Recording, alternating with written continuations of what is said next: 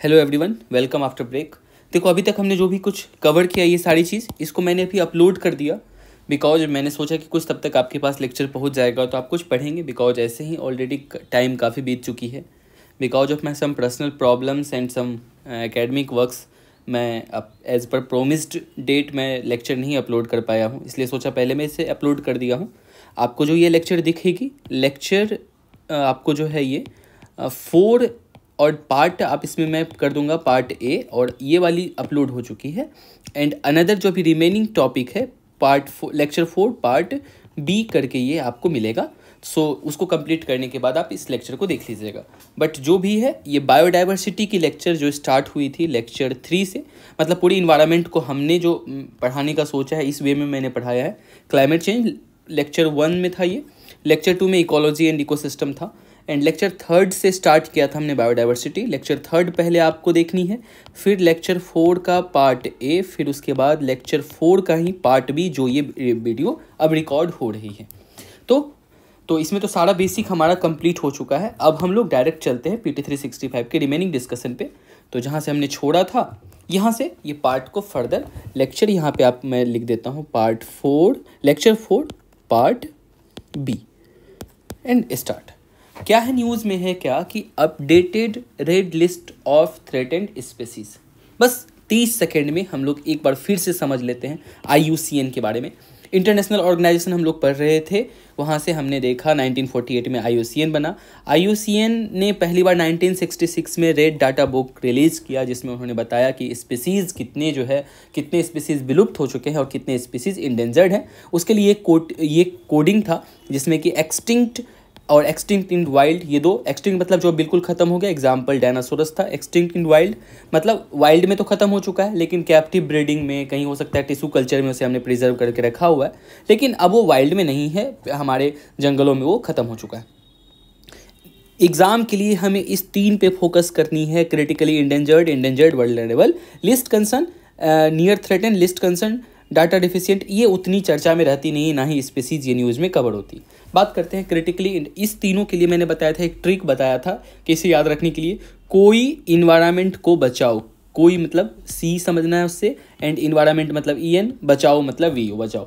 जिसमें से इसका क्राइटेरिया क्या था, यदि 90% उसका पॉपुलेशन जो है पिछले 10 सालों में ख़त्म हो चुका है, मर चुका है, तो वो रहेगा क्रिटिकली इंडेंजर्ड में। यदि 70% पॉपुलेशन ख़त्म हो चुका है तो इंडेंजर्ड में, और 50% हो चुका है तो वल्नरेबल की कैटेगरी में उसे रखेंगे। और उसके बाद ये फर्स्ट क्राइटेरिया। सेकेंड क्या था, मैच्योर्ड इंडिविजुअल, मतलब जो अभी जो उसकी जो प्रजाति है जो मैच्योर इनफ है, मैच्योर कहने का मतलब है वो अपने जैसा रिप्रोड्यूस कर पाए, उसकी संख्या लेस देन 50 हो, that is known as critically endangered, less than 250 हो इंडेंजर्ड, एंड लेस देन 10,000 हो वल्नरेबल की कैटेगरी में। इसका एक अपडेटेड लिस्ट आया है जिसमें बहुत सारे ऑर्गेनिज्म को डाला गया है। सो लेट्स सी तो क्या कहता है ये।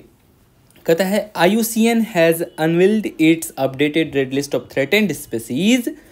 किसकी क्या बात कर रही है यहाँ पे भी देखो, थ्रेटेंड। हमेशा मेन पर्पस होता है हमारा थ्रेटेंड का ही। एक्सटिंक्ट और एक्सटिंक्ट इन वाइल्ड को ध्यान में नहीं देखना, ये तो खत्म हो चुका है।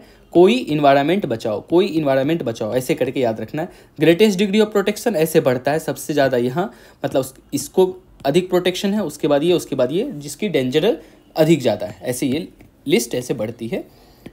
सी हियर ऑल स्पीसीज है, इस तरीके से ये डिग्री ऑफ प्रोटेक्शन इंक्रीज होती है जो कि क्रिटिकली इंडेंजर्ड वल्नरेबल है।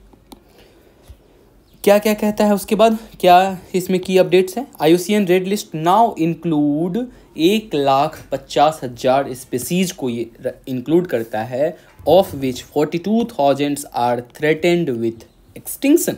ठीक है, over 1,500 of the 17,000 marine animal and plant assessed are at risk of extinction। ये कितना, इतना लगभग 1,500 एनिमल जो है रिस्क ऑफ एक्सटिंक्शन में है, मतलब वो कहाँ विलुप्त होने के कगार पे अब पहुँच चुका है।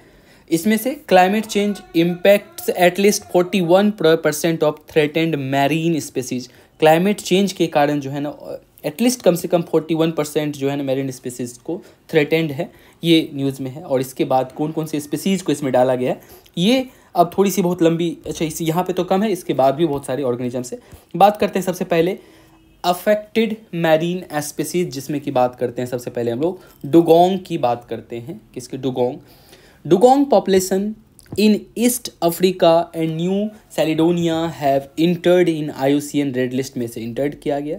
यह क्या है? Critically endangered and endangered respectively, मतलब ईस्ट अफ्रीका में क्रिटिकली इंडेंजर्ड है।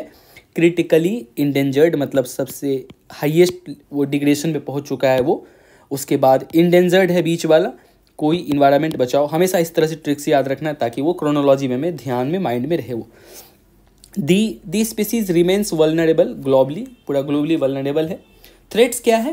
Unintentional capture in the fishing gear, जब वो मछली की जाल फेंकते हैं उसमें से अनइंटेंशनल, इंटेंशन नहीं रहता इसे पकड़ना है बट वो उसमें फंस जाता है, इन ईस्ट अफ्रीका।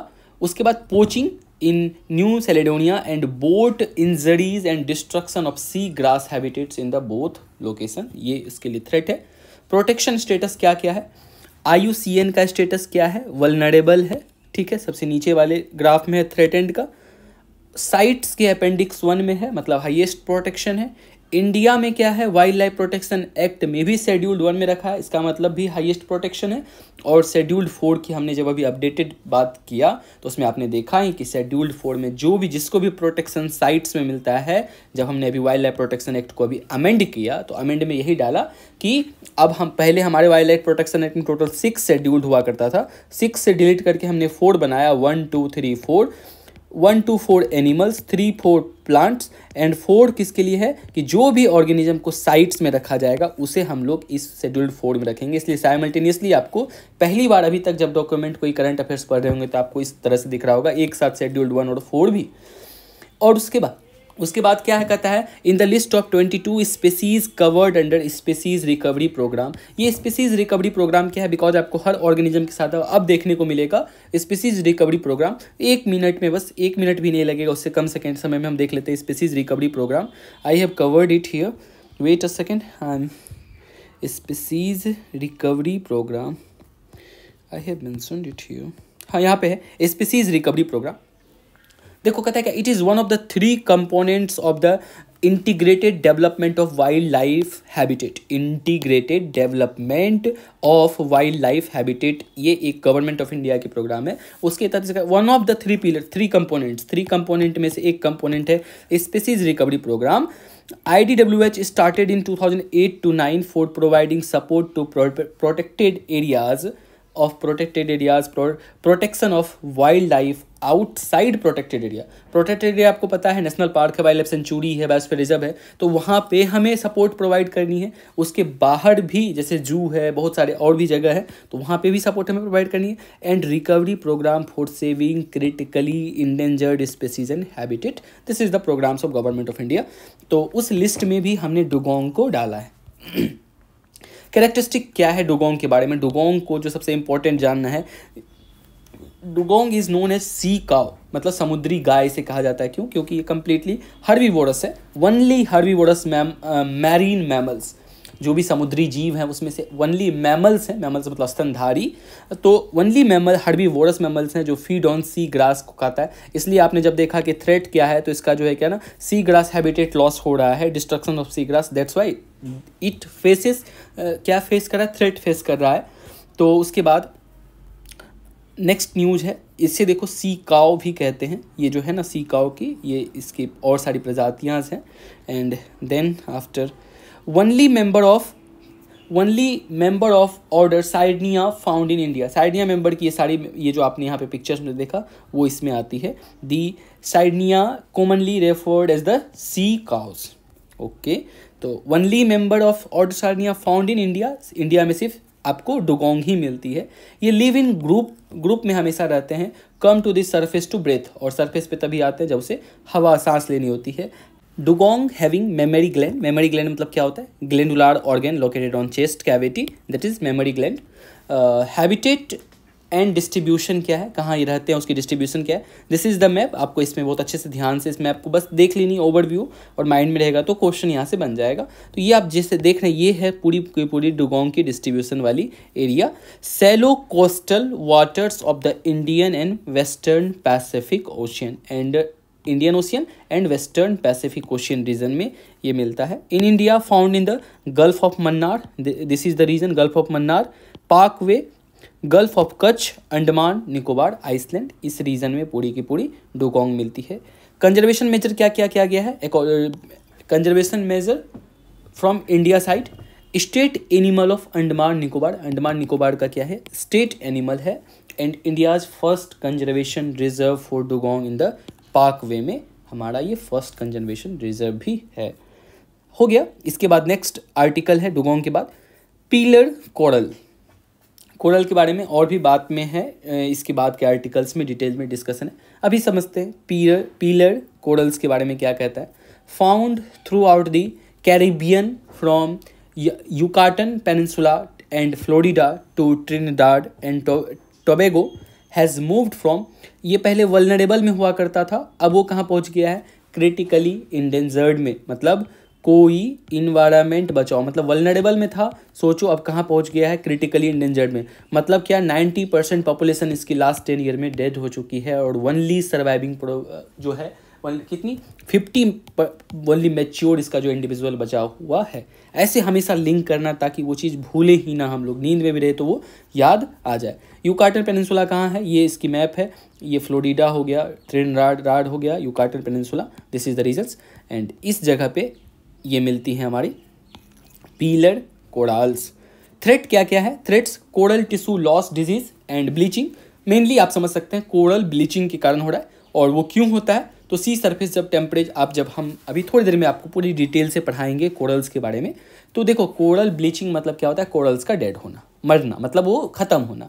और जब वो ऐसा होता है, हालांकि ये मरते नहीं है, उससे जो उसमें जो सिम्बायोटिक एसोसिएशंस होता है, तो उसके साथ जो जूजेंथली होती है वो उसे छोड़ के चले जाता है। दैट्स वाई देन आफ्टर वो ब्लीचिंग उसे कहते हैं।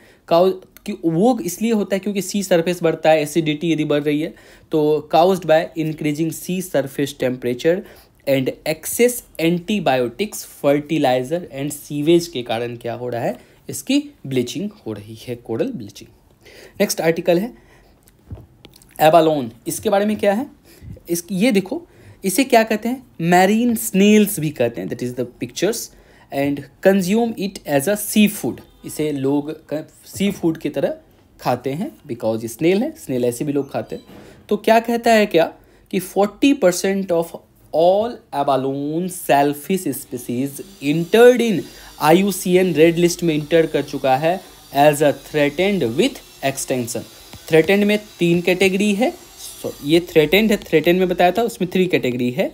CR कोई इन्वायरमेंट को बचाओ, तो वल्नरेबल, तो ये कहाँ पहुँचा? थ्रेटेंड की लिस्ट में, एक्सटिंक्शन में पहुँच चुका है। तो दैट इज द न्यूज़ है।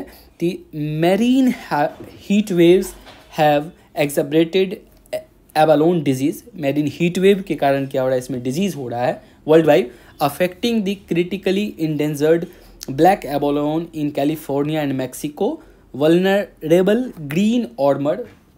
उसके बाद कहता है एंड इसकी जो प्रजाति और जो है कहता है क्या? Vulnerable green ormer found in the English Channel to north west Africa and Mediterranean.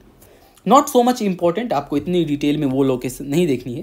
That's only आपको रिमेंबर रखनी है क्या कि एबालोन की जो पॉपुलेशन डिक्रीज हो रही है एंड उसके बाद जो है यह रेड लिस्ट में जो है ये पहुंच चुका है, बस इतना ध्यान में रखनी है। इंडिया स्पेसिफिक फाइंडिंग क्या है? 239 new species analysed in India. IUCN ने एनालिसिस किया 239 को and have entered the list of which, और उसके बाद उसमें से entered the list and 29 are as threatened. तो अब जो इसके बाद ये इंडिया की है, इसे बहुत बहुत बहुत ध्यान से देखनी है और इसे ध्यान में रखनी है बिकॉज एग्जाम के लिए ज़्यादा इंपॉर्टेंट हो सकता है। समझते हैं फिर से। CRENVU ये हमेशा माइंड में, क्रिटिकली इंडेंजर्ड एंड वल्नरेबल, कोई इन्वायरमेंट बचाओ। सबसे पहला क्या है? White checked dancing frog. ये देखो, ये इसकी पिक्चर्स है। वाइट चेक्ड डांसिंग फ्रॉग क्या था? Only known from a small range with an extent occurrence of 167 square kilometre. कहाँ मिलता है? वेस्टर्न घाट में, कर्नाटका साइड में, अ बायोडाइवर्सिटी हॉट स्पॉट। आपको पता है नीलगिरी जो वाला जो रीजन है, उस रीजन में ये मिलता है, वेस्टर्न घाट्स ऑफ कर्नाटका। इसकी लॉस क्यों हो रहा है? तो हैबिटेट, तो थ्रेट्स है इसका जो है कि loss of their habitat, population, changes in temperature, disease, paste and invasive species के कारण क्या हो रहा है, इसकी पॉपुलेशन डिक्रीज हो रही है। नेक्स्ट है अंडमान स्मूथ हाउंड शार्क। क्या है कहानी? Shark is found in Andaman sea in eastern Indian ocean of the coast of Myanmar, Thailand and Andaman and Nicobar island, ये जगह में ये मिलता है। थ्रेट्स क्या है? Subject to fishing pressure including trawl, long line and gill net. इसकी स्टेटस क्या है? वल्नरेबल इसकी स्टेटस है। वाइट चेक्ड फ्रॉग की स्टेटस क्या थी? इंडेंजर्ड थी। थ्रेटेंड के सेकेंड नंबर पे एंड ये थर्ड नंबर पे है। Next species is yellow Himalayan fritillaries which is included in IUCN red list. कहाँ पाया जाता है? Mostly in Himalayas and also Bhutan, China, India, Myanmar, Nepal, Pakistan. Threat क्यों है? Threaten due to unorganised harvest, over extraction, unsustainable and premature harvesting of bulb coupled with illegal hidden market. IUCN की status इसे vulnerable की मिली हुई है। क्यों ये इसकी, उसके बाद इसकी यूजेस क्या होती है? ये मेडिसिनल यूजेस में इसकी काफ़ी यूजेस होती है। Medicinal uses plant like anti asthmatic and many more curable disease. Next article is about International Treaty on Plant Genetic Resource for Food and Agriculture. क्या है न्यूज़ में क्यों है? तो इंडिया ने होस्ट किया है 9th session of governing body which is called short GB9 कि इसकी जो 9th सेशन हुई उसने इंडिया ने होस्ट किया of the international treaty on plant genetic resource. आपको इसमें से एक कीवर्ड ध्यान में रखनी है, प्लांट जेनेटिक रिसोर्स। आप अब बायोटेक्नोलॉजी अच्छे से पढ़ चुके हैं, प्लांट जेनेटिक रिसोर्स आपको अच्छे से पता है। मतलब क्या? जो हम लोग म्यूटेशन करते हैं, जीन लेवल पे चेंज करते हैं, न्यू वेराइटीज़ डेवलप करते हैं, उस पे जो ग्लोबल ट्रीटी है उसके बारे में बात हो रही है। क्या क्या मेजर डिसीजंस लिया गया इस 9th सेशन में, GB9 में? Historical first, that is federation of seed industry of India FSII contributed 20 lakhs to benefit sharing fund. 20 lakh रुपया हमने इस फंड में डाला। Second, India appointed as co chair of working group on enhancement of multilateral system of access and benefit sharing. Consensus on implementation of farmers right reached. तो हम जो farmers की right पे कंसेंसस बना था उससे पे उसकी इम्प्लीमेंटेशन तक हम लोग पहुँचे। और GB9 considered the options for encouraging, guiding and promoting the realization of farmers' right. Contracting party acknowledged the intervention made by India. तो इंडिया के द्वारा कुछ इंटरवेंशन मेड किया गया। तो जो कॉन्ट्रैक्टिंग पार्टी जितने भी मेंबर हैं इसके जो ऑर्गेनाइजेशंस है international treaty on plant genetic resource for food and agriculture, इसके जो टोटल 150 कॉन्ट्रैक्टिंग पार्टीज़ हैं इंक्लूडिंग इंडिया भी इसके मेंबर है एंड 1 ऑर्गेनाइजेशंस भी है, वो सभी एग्री हुए and also supported by many African nation support किया regarding effect due to institutional reform within CGAIR। देखो जितने भी मल्टीलेटरल ऑर्गेनाइजेशंस हैं with including India, Brazil and many more African nation, वो चाहता है उसमें रिफॉर्म हो। बिकॉज जो सिस्टम चलते आ रही है multilateral system including UN, UNSC कि जहाँ पे कि ओनली 4-5 कंट्री का ही दबदबा रहता है, तो उससे निकल के कि वो चाहते हैं अभी कि उस पर कुछ चेंजेज हो। लेकिन यहाँ पे चेंजेज जो है यहाँ पे institutional reform with in CGR का मतलब क्या है कि वो चाहते हैं क्या, on funding of gene bank globally, इस पे रिफॉर्म चाहते हैं हम लोग। डिसीजन डेफर्ड फॉर लेटर, लेकिन अभी डिसीजन रुक गया, उसको स्थगित कर दिया गया अगले मीटिंग तक। इशूज़ लाइक क्या क्या था? Multilateral system of access and benefit sharing and digital sequencing information. About plant genetic resource में हम लोग क्या क्या पढ़ते हैं? Plant genetic resource for food and agriculture, any plant material such as seed, fruit, cuttings, pollen and any other organs and tissue from which plant can be grown, जिससे कि आप प्लांट को ग्रोन कर सकते हैं। तो प्लांट की कोई भी पार्ट हो, including traditional crop, variety and their wild relatives, modern cultivars, breeding lines, etc., which provide food, feed for domestic animals, fiber, clothing, shelter, medicine, energy, can be used to develop new variety or improve the quality and productivity of crop are known as plant genetic resource. उसके बाद कहता है क्या national bureau of plant genetic resource NBPGR established कब हुआ India में जो है, that is 1976, is the nodal organisations in India for planning, conducting, promoting, coordinating and leading all activities concerning plant. Threats to PGRFA conservation and utilisation क्या है, population growth and urbanisation, pollution, climate change, invasive alien species, genetic vulnerability and erosion. Invasive alien species previous lecture में detail से हमने बात किया था, थोड़ी सी इस ऑर्गेनाइजेशन को देख लीजिएगा। ITPGRFA यह एक लीगली बाइंडिंग एग्रीमेंट है that was adopted in 31st session of food and agriculture organisation FAO in 2001। What is FAO? United Nations की स्पेशलाइज्ड ऑर्गेनाइजेशन है, स्पेशलाइज्ड एजेंसी FAO। उसकी 31st मीटिंग में हमने इस चीज़ को एडॉप्ट किया था और यह फोर्स में आया 2004 में। ये इसके ऑब्जेक्टिव्स क्या है, ये रिकॉग्नाइज करता है फार्मर्स की राइट को जो कि पूरी दुनिया को अन्न खिलाता है, खाना खिलाता है। तो recognise the enormous contribution of farmers to the diversity of crop that feeds the world, establishing a global system to provide farmers, plant breeders and scientists with access to plant genetic material, ensuring that recipients share benefit they derive from use of genetic materials।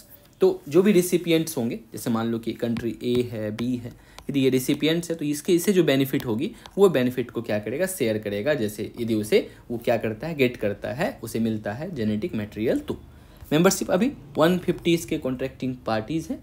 India is also one of its contracting party and plus including one member organization। Other की information में इसे जो है क्या seed treaty के भी नाम से हम लोग जानते हैं। उसके बाद कुछ बात इसमें जो बताया गया है क्या, techniques for protecting plant breed. आप प्लांट ब्रीड को कैसे प्रोटेक्ट करके रख सकते हैं फॉर फ्यूचर जनरेशन, और कुछ अनफोर्सिन एक्टिविटी आ जाए, सब कुछ खत्म हो जाए, तो हम प्लांट की वेराइटी को कैसे प्रोटेक्ट करके रख सकते हैं। इसमें से 3 मेथड्स के बारे में बात किया जा रहा है। एक तो फर्स्ट सबसे पहले है फील्ड जीन बैंक। क्या होता है field gene bank? It is a method of planting plants for the conservation of genes. आप जीन को सुरक्षित रखने के लिए क्या करते हैं, प्लांट को ग्रो करते हैं, प्रोटेक्ट करते हैं। For this an ecosystem is created artificially.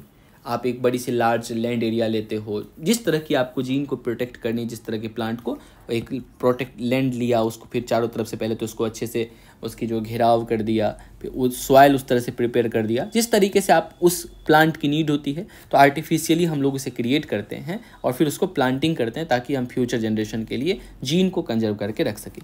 It provide an easy and ready access to plant genetic resource for characterisation, evaluation and utilisation. इसके बेनिफिट्स क्या है?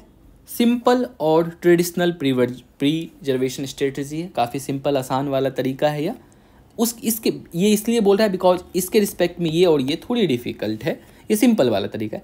डायरेक्ट इवेल्युएशन एंड कैरेक्टराइजेशन, आप direct उसे देख सकते हैं, इवेल्युएट कर सकते हैं बिकॉज आपके सामने वो ग्रो हो रहा है। सीजनल एक्सेसिबिलिटी एंड अवेलेबिलिटी, जिस सीज़न की जो प्लांट है वो उस समय आपको अवेलेबल हो जाएगी, उसके सीड चाहिए, फ्रूट चाहिए, जो भी चाहिए आपको सीजनल आपके पास अवेलेबल हो जाएगी।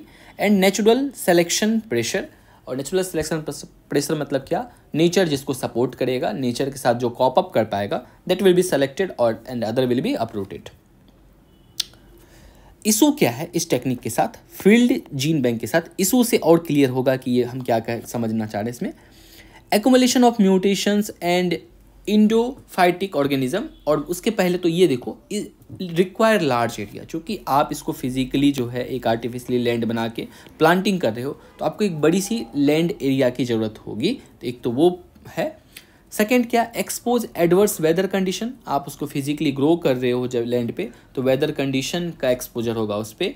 पैथोजेंस और इंसेक्ट उस पर अटैक कर सकता है, therefore prone to damage from disease, तो डिजीज से ये क्या हो सकता है, बीमार पड़ सकता है। प्लांट की एजिंग हो सकती है बिकॉज वो ग्रो हो रही है। ये सभी बातें हम जो कर रहे हैं ना, इन दोनों के रिस्पेक्ट में करने, जब हम इन दोनों को समझेंगे तो जाके फिर आपको वो और क्लियर होगा। उसके बाद कहता है accumulations of mutation and endophytic organism. Mutations मतलब क्या हो गया कि आप वो ग्रो हो रहा है, और सारे इसके पास जो चैलेंजेस हैं, इन्वायरमेंटल चैलेंजेस हैं, वो जो सॉइल वाली चैलेंजेस हैं, तो कुछ ना कुछ तो म्यूटेशन होती ही रहेगी, जैसे इवोल्यूशन, डेवलपमेंट, ऐसे आप समझ सकते हैं। तो वो चूँकि अभी वो इन्वायरमेंट में ग्रो हो रही है, तो अलग अलग कंडीशंस होगी, अलग अलग कंडीशंस के अनुसार प्लांट अपने आप को उस तरह से अलग बिहेव करेगा, तो म्यूटेशंस हो सकता है। सेकेंड, इसके रिस्पेक्ट में जो हम लोग जो सीड को प्रोटेक्ट करते हैं प्लांट वैरायटी को, that is known as in vitro gene bank. आप यहाँ पे देख रहे हो इस तरीके का मैंने पिक्चर लगाया, इसमें देखो सैपलिंग सबका जो रखा हुआ है, इस तरीके के सैपलिंग को ये यहाँ पे सब इसको रखा हुआ है। तो ये क्या है, तो इस मेथड में क्या होता है, इन विट्रो जीन बैंक में वायरस को एलिमिनेट कर देते हैं। इमीडिएट एक्सेसिबिलिटी, इमीडिएट अवेलेबिलिटी, आपको जब चाहिए आप जाइए, लैब में जाइए, वहाँ से निकाल के ले आइए। हाई मल्टीप्लिकेशन रेट होती है, बिकॉज हम उसको हमेशा उसको न्यूट्रिएंट मैनेजमेंट करते रहते हैं, क्या आपको चाहिए, तो मल्टीप्लिकेशन रेट अपने आप को ग्रो फास्ट करती है। लो स्पेस रिक्वायरमेंट, देख रहे हो आप कि कम स्पेस में कई सारे प्लांट जो इस तरह से हम उसके सैपलिंग्स को रख सकते हैं। प्रिसाइसली इन्वायरमेंटल मॉड्यूलेशंस और medium term storage, less than 2 year तक आप इसे यहाँ पे स्टोर करके रख सकते हैं। इसके साथ इशू क्या है, इसके साथ भी प्लांट एजिंग की इशू है, because this one is also growing. Handling errors, कुछ भी थोड़ा सा भी एरर होगा तो सबका सब खत्म हो जाएगा। Soma clonal variation and specific protocol development, infections of insects and contamination with fungi, bacteria and endophytic organism. Third one बात करता है क्रायो बैंक। क्रायो, जब भी बात आए, क्रायो मतलब होता है वेरी वेरी वेरी कोल्ड चीज़ से हम बात उसको क्रायो रखते हैं। तो इसके लिए क्या है, बहुत कम, इस दोनों की अपेक्षा बहुत ही मिनिमम स्पेस रिक्वायरमेंट आपको होगा। लो लॉन्ग टर्म कॉस्ट, लंबे समय तक आप रख सकते हैं, कॉस्ट भी कम लगेगा। हाई जेनेटिक स्टेबिलिटी, बिकॉज जो फ्रीज में वो स्टेबल है, रखा हुआ है, 100 साल से भी ज़्यादा समय तक आप इसे लॉन्ग टर्म के लिए क्रायो बैंक में रख सकते हैं। इसमें देखो अब इसके साथ इशूज़ क्या है, रेस्ट्रिक्टेड अवेलेबिलिटीज़ है, आपको आप हमेशा उससे निकाल नहीं सकते, अवेलेबल नहीं होगा, बिकॉज ये एक तरह का सीड जो होता है, उस सीड को हम लोग क्रायो बैंक में प्रिजर्व करके रखते हैं। तो रेस्ट्रिक्टेड अवेलेबिलिटी है, रेस्ट्रिक्टेड एक्सेसिबिलिटी है, access to liquid nitrogen to cryopreserve, specific protocol to development, पूरी रूल्स रेगुलेशंस के साथ आपको जो है ना एक प्रोटोकॉल सिस्टम चाहिए, मतलब थोड़ी भी गड़बड़ी नहीं वहाँ हो सकती, गड़बड़ी होगी तो सब खत्म हो जाएगा। High initial workload to cryopreserve clonal plants. तो ये सारी टर्म्स हैं, ये 3 मेथड्स हैं हमारे पास, जिसमें कि हम क्या करते हैं, प्रोटेक्ट करते हैं प्लांट वैरायटी को। Now the next article is about biodiversity beyond national jurisdiction. ये very very very important article है। इसके लिए देखो यहाँ पे क्या है कि UN meets begin over treaty to govern use of high सी।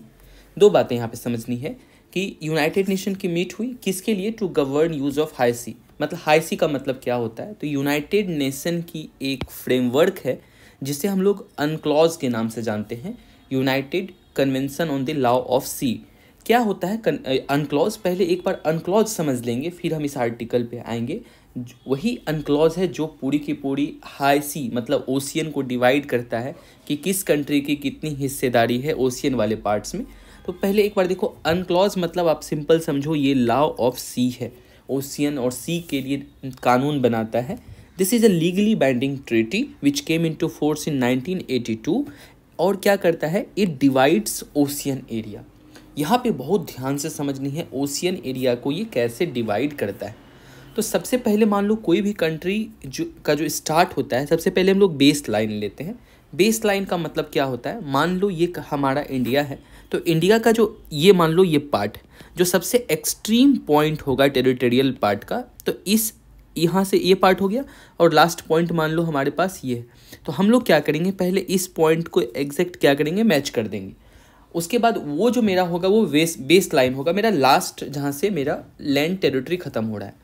तो उस जब हम मान लो बेस लाइन को मैच कर रहे हैं, तो इसके अंदर में क्या हो रहा है कि कुछ वाटर बॉडीज़ मिल रहा है। तो मतलब इस तरह के वाटर बॉडीज़ को कहते हैं, बेस लाइन के अंदर वाला जो वाटर बॉडीज़ होगा that is known as internal water. वो जिस रिस्पेक्टिव स्टेट में होगा वो स्टेट पुलिस के अंतर्गत में आएगा। मान लो इस जगह का ये पार्ट जैसे ऐसे इसको मैच करेंगे, यहाँ का इंटरनल वाटर आएगा, तो ये तमिलनाडु पुलिस के अंतर्गत ये वाला पार्ट रेगुलेट होगा। ये जो पार्ट होता है यहाँ को हम इसको ऐसे डिफाइन कर सकते हैं, all water and water ways on the landward side of the base line. Base line के पीछे, बेस लाइन के लैंडवार्ड साइड में जो भी है, ये कंट्री की एक्सक्लूसिव पार्ट है यह, तो इसे कहते हैं इंटरनल वाटर, एंड ये कंट्रोल होता है अंडर स्टेट पुलिस का, रिस्पेक्टिव स्टेट पुलिस। यहाँ से स्टार्ट होती है हमारा बेस लाइन। बेस लाइन से up to 12 nautical mile, base line to means ये 0 नॉटिकल माइल्स होती है, base line to 12 nautical mile के एरिया को कहते हैं टेरिटोरियल सी, और ये कंट्रीज़ के कोस्ट गार्ड के अंतर्गत होता है। यह यहाँ पे कंट्री की all political plus economic right, सब कुछ जितनी economics plus political right country के अंदर में है। तो यहाँ से जो पहली आप जो 12 नॉटिकल माइल देख रहे हो, इस रीजन में कंट्रीज़ को, जैसे इंडिया हमारा देश है, तो इसके अंतर्गत में हमारी सारी इकोनॉमिक प्लस पॉलिटिकल राइट है यहाँ पे, which is under the coast guard, और यह जो है कंट्री का नेशनल एयर स्पेस भी होता है। नेक्स्ट अगला जो 12 नॉटिकल माइल होगा, मतलब ये 0, ये 12, फिर इसके बाद का 12 nautical mile, that is known as contiguous zone. Contiguous zone में क्या होता है, यहाँ पे कंट्री जो है ओनली 4 एरिया में लॉ को इन्फोर्स कर सकता है, that is pollution, tax, custom और इमिग्रेशन, और यह होता है अंडर नेवी में। जो पार्ट हमने देखा कंटिन्यूस जोन मतलब टेरिटोरियल सी 12 नॉटिकल माइल, यह फिर यहाँ से आप पीछे आइए, यहाँ से लेके इस एरिया तक, मतलब यहाँ से यहाँ तक का 200 नॉटिकल माइल टेरिटोरियल सी से स्टार्ट होगा, from this area to this area, that is known as exclusive economic zone, which is also under navy. देखो यहाँ पे क्या लिखा हुआ, एक्सक्लूसिव इकोनॉमिक जोन, नाम में ही इटसेल्फ इसकी कहानी है कि यहाँ पे सिर्फ और सिर्फ एक्सक्लूसिवली इकोनॉमिक राइट होती है कंट्री को, नो एनी पॉलिटिकल राइट, कोई भी लॉ वहाँ पे इन्फोर्स नहीं कर सकता है। हाँ, इकोनॉमिकली मान लो जैसे कि यूज़ करनी है, ऑयल की एक्सट्रैक्शन करनी है, रिसोर्स की एक्सट्रैक्शन करनी है, आराम से वो कर सकता है इस एरिया में। और इस मतलब अब जाके 0, ये 12 नॉटिकल माइल, और इसके बाद यहाँ 200 नॉटिकल माइल तक एक्सक्लूसिव इकोनॉमिक जोन, और इसके बियॉन्ड जो एरिया होगा that is known as high sea. ये देखो यहाँ पे डायग्राम में मान लो ये इंडिया है, तो ये 200 नॉटिकल माइल तक, इस यहाँ ये डायग्राम में थोड़ी गलत है, ये एरिया से होगा 200 नॉटिकल माइल, जो रेड वाली है ये वाली, तो 200 नॉटिकल माइल के बाद ये पूरी की पूरी एरिया होगी हाई सी के अंतर्गत।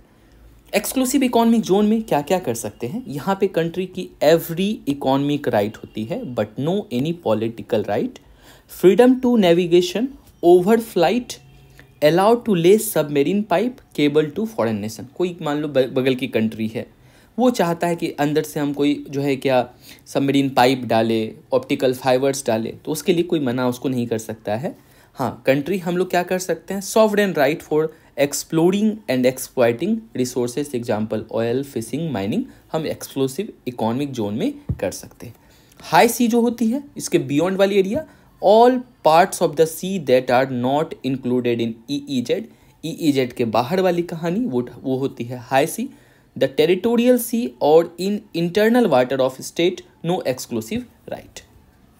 टेरिटोरियल सी हमने आपको बता दिया, दिस इज टेरिटोरियल सी। यहाँ पे कंट्री की सभी तरह की all politicals plus economic right होती है, sovereign right, sovereign territory of the state, foreign civilian and military vessels have right to innocent passes. Innocent passes का मतलब क्या हुआ कि मान लो कि चाइना की इधर से शिप गुजर रही है, ठीक है, ये चाइना की शिप इधर आ रही थी, जब तक यहाँ आया कोई दिक्कत नहीं, इसमें आ जाए कोई दिक्कत नहीं, यहाँ पे जैसे ही आएगा, मान लो इसमें टेरिटोरियल सी में इंटर जैसे करेगा, तो अभी चाइना के शिप को क्या करना होगा, अपने फ्लैग को, ये जो फ्लैग को डाउन करना होगा और इंडिया के फ्लैग को ऊपर कर देना होगा। दैट मीन्स कि इनोसेंट पासेस, वो एक परमिशन के थ्रू इस एरिया में वो आ सकता है। ये अब हम लोग देखते हैं कि आर्टिकल जो कह रहा है क्या, यूनाइटेड नेशन की मीटिंग हुई किसके लिए, to govern use of high sea, high sea को यूज करने के लिए जो मीटिंग्स हुई है उस पर हम चर्चा करते हैं, देखते हैं। अबाउट क्या कह रहा है, क्या biodiversity beyond national jurisdiction, obvious सी बात है, यह किसी कंट्री की पार्ट नहीं है, यह तो इसके बियॉन्ड जो बायोडाइवर्सिटी है उसकी संरक्षण कौन करेगा, तो उसी पे ये ट्रीटी है, biodiversity beyond national jurisdiction, treaty of high sea भी इसे कहते हैं। An international agreement on conservation and sustainable use of marine biological diversity of area beyond national jurisdiction, ये बता रहा है इसके बारे में कि यह एक क्या है, conservation and sustainable use of marine biological diversity. Another instrument under the framework of 1982 United Nation Convention on Law of Sea, जो कि हमने अभी इसके पे डिस्कस किया। India is also a member of UNCLOS. UNCLOS, India also a state party, lays down comprehensive regime of law and order in the world's ocean and establishing rules governing all users of ocean and their resources। काफ़ी simple है। And other instrument under अनक्लॉज क्या है, 1995 में UN fish stock agreement इसके तहत sign हुआ था। और बस इतना है। नेक्स्ट आर्टिकल है हमारा साइट्स। साइट्स हमने काफ़ी डिटेल में अपने बेसिक पार्ट में कवर किया था, बट स्टिल मैं आपको बस एक बार दिखा देता हूँ कि जहाँ से फिर से आपको रिकॉल हो जाए। ये था हमारा पूरा फ्रेमवर्क इंटरनेशनल ऑर्गेनाइजेशंस का। This is United nation. United nation के पैरेलली में 1945 में यूनाइटेड नेशन बना, 1948 में IUCN बना। IUCN की मीटिंग होती है 1963 में केनिया में, और यहाँ पे प्रपोजल तैयार किया गया, ड्राफ्ट तैयार किया गया साइट्स के बारे में। साइट्स में आपको ओनली टी समझनी है। टी मतलब ट्रेड, मतलब जब भी आप किसी भी स्पीसीज़ की कंजर्वेशन चाहते हैं तो सबसे पहले आपको उसकी जो है ना ट्रेड को रेगुलेट करना पड़ेगा। अदरवाइज नहीं तो फिर वो क्या होगा कि वो आप उसकी प्रोटेक्शन नहीं कर सकते। IUCN की मीटिंग हुई, उसमें साइट्स बना और यह फोर्स में आ जाता है 1973 में। Then after CITES started working, और इसकी अपनी अपेंडिक्स 1 to 3 है, और ये भी वेरी करता है किसको किस अपेंडिक्स में रखना। यदि हाईएस्ट प्रोटेक्शन देना है तो उसे अपेंडिक्स 1 में रखेंगे, मतलब उसकी जो ट्रेड कंप्लीटली प्रोहिबिटेड होगा। इस तरीके से साइट्स वर्क करता है। हमने कई बार साइट्स पे से बात किया है, आप बोर हो गए होंगे सुनते सुनते, बट स्टिल एटलीस्ट वो माइंड में याद हो जाए, मेरे यही मकसद है बस। तो साइट्स की देखो क्या हुई है, कॉन्फ्रेंस ऑफ पार्टी की मीटिंग हुई, 19th मीटिंग हुई है साइट्स की। Also known as world wild life conference that was held in Panama में हेल्ड हुआ। यह साइट्स के 3 अपेंडिक्स है, वी हैव कवर्ड इंटायरली, यहाँ पे डिस्कस अभी मैं नहीं करूँगा। आउटकम्स ऑफ कॉन्फ्रेंस, तो multiple species of shark and rays, trees, amphibians, turtle and tortoise and several song bird brought under the CITES protection, मतलब उसमें साइट्स के लिस्ट में इंक्लूड किया गया है। Not so important, accepted a proposal to include sea cucumber in the appendix 2 of convention. यह important है, आपसे पूछ सकता है क्वेश्चन में। तो सी ककम्बर को अपेंडिक्स 2 में डाल दिया गया है। और on India's initiative a proposal to clarify the quantity of sissoo items such as furniture was considered. Sissoo India की काफ़ी फेमस ट्री है, जो कि आदमी घर के फर्नीचर के लिए काफ़ी one of the best would होती है। तो अबाउट सीसम के बारे में भी बताया गया। यह एक डेसिडुअस ट्री है which extending up to 25 to 30 metre height, native to Indian subcontinent and southern Iran and occurs throughout the some Himalayan tract of Ravi and Assam. इसे इंक्लूड किया गया है अपेंडिक्स 2 में, मतलब अब सीसम की ट्रेड पे भी रेगुलेट उसे हम करेंगे। एंड उसके बाद इंडियन रोज वुड और सीसम tree is used to make durable dark redistable bed book shelf etc chairs। काफ़ी ये टिकाऊ होती है, ड्यूरेबल होती है। एंड स्टेट ट्री ऑफ ये पंजाब भी है। सीसम के बारे में सम इंफॉर्मेशंस उसके बाद बात करता है। Resolution document on tortoise and fresh water turtles specifically mentioned commendable result achieved by India's operation Turtshield by Wildlife Crime Control Bureau। Proposal to allow, क्या proposal allow to a regular form of controlled trade in ivory was defeated। मतलब proposal ये था सभी member country का कि वो चाहते थे क्या कि आइवरी की ट्रेड जो है ना वो कंट्रोल्ड वे में चलते रहनी चाहिए। आइवरी मतलब हाथी का दांत। बट ये प्रपोजल डिफीटेड हो गया, क्योंकि ये बहुत गलत हो जाता फिर। तब तो एक तो ऐसे ही स्थिति खराब है और आप चाहते हैं रेगुलेट वे में वो ट्रेड हो, तो इसकी एक प्रपोजल आई थी, बट वो प्रपोजल डिफीट हो गई, हार गई, खत्म हो गई। Abandoning its decade old stance of strongly opposing ivory trade, India for the first time abstained from voting. मतलब कहते हैं क्या, मतलब जो काफ़ी डिकेड से इंडिया कंप्लीटली अपोज में था, कि मतलब आइवरी ट्रेड में स्ट्रांगली अपोज करता था इस पर कि ये बिल्कुल नहीं होनी चाहिए। लेकिन इस बार इंडिया ने क्या किया, वॉक आउट कर दिया वोटिंग से, मतलब कहीं ना कहीं मन में चल रहा था अंदर में कि कहीं पास हो जाए तो अच्छा है, बट ये पास नहीं हुआ। International ivory trade was banned किया गया 1989 में, when all African elephant population were puts in CITES in appendix 1। जैसे ही कोई चीज़ अपेंडिक्स 1 में आए या फिर शेड्यूल्ड 1 में आए, इसका मतलब है डेंजर उसके खिलाफ काफ़ी बढ़ गया, उसकी प्रोटेक्शन जरूरी है। और यह न ऑल अफ्रीकन एलिफेंट को जो है साइट्स के अपेंडिक्स 1 में डाला, तब से साइट्स आइवरी ट्रेड बैंड है।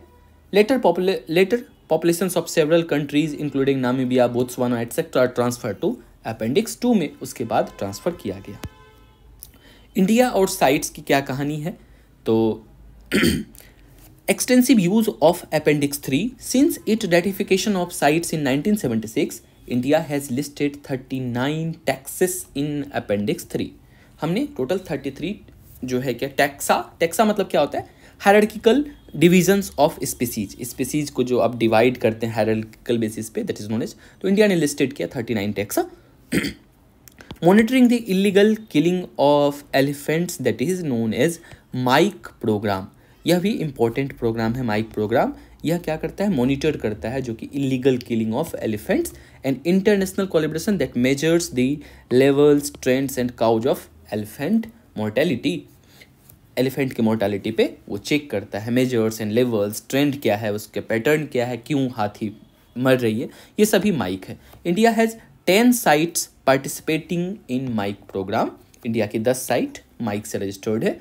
Act regulating international trade in all wild life species of India including species covered under CITES, wild life protection act 1972, EXIM policy and under the foreign trade development regulation act 1992। Management authority for CITES MA means management authority for CITES. Director of wild life preservation, government of India. Government of India appoint 5 scientific authority to assist CITES MA। ये कुछ recent की updation है, तो इसमें government of India appoint करती है 5 scientific authorities को, जो कि एग्जामिन करेगा साइंटिफिक एक्सपेक्ट पे से, दैट विल बी दिस।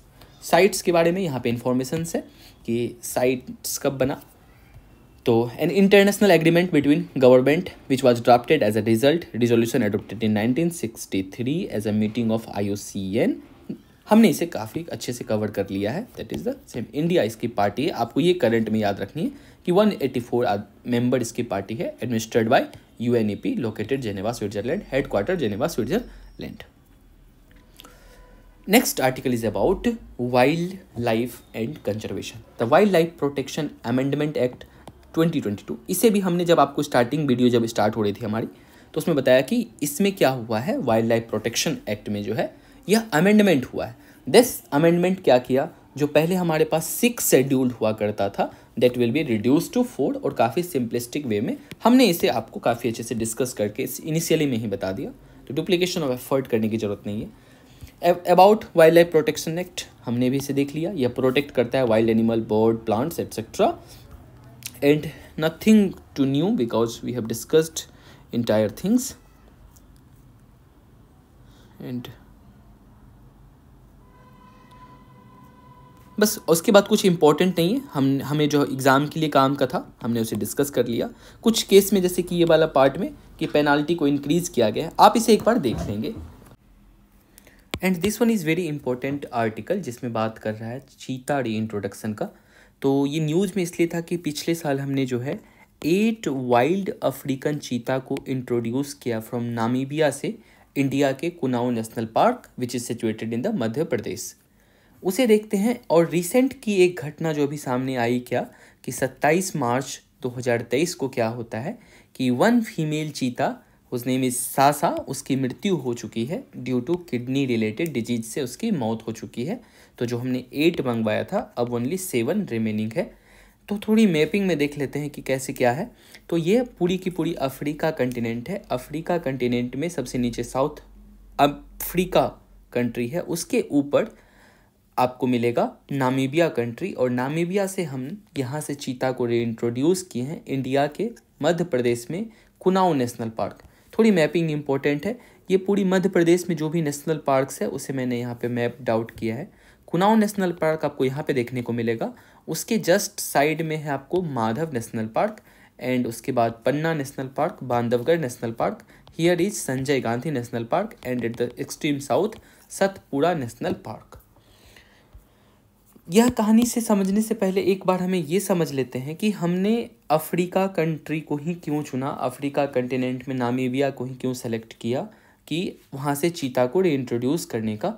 तो why cheetah being sourced from Africa not from Iran, जो कि ईरान में एशियाटिक चीता है, we are the part of Asia. So ये अच्छा रहता कि एशिया मतलब हमारे जो पड़ोसी देश ईरान है उसके पास से लेके चले आते, तो इसलिए वहाँ से नहीं लाया क्योंकि ऑलरेडी जो है ईरान में जो है चीता की हालात काफ़ी गंभीर है, मतलब वो खुद अपने आप में फेस कर रहा है क्रिटिकली इंडेंजर्ड का, critically endangered after that endangered vulnerable. तो यहाँ पे स्थिति ये ऑलरेडी वो लोग एक्सटिंक्शन के कगार पे पहुँच चुका है।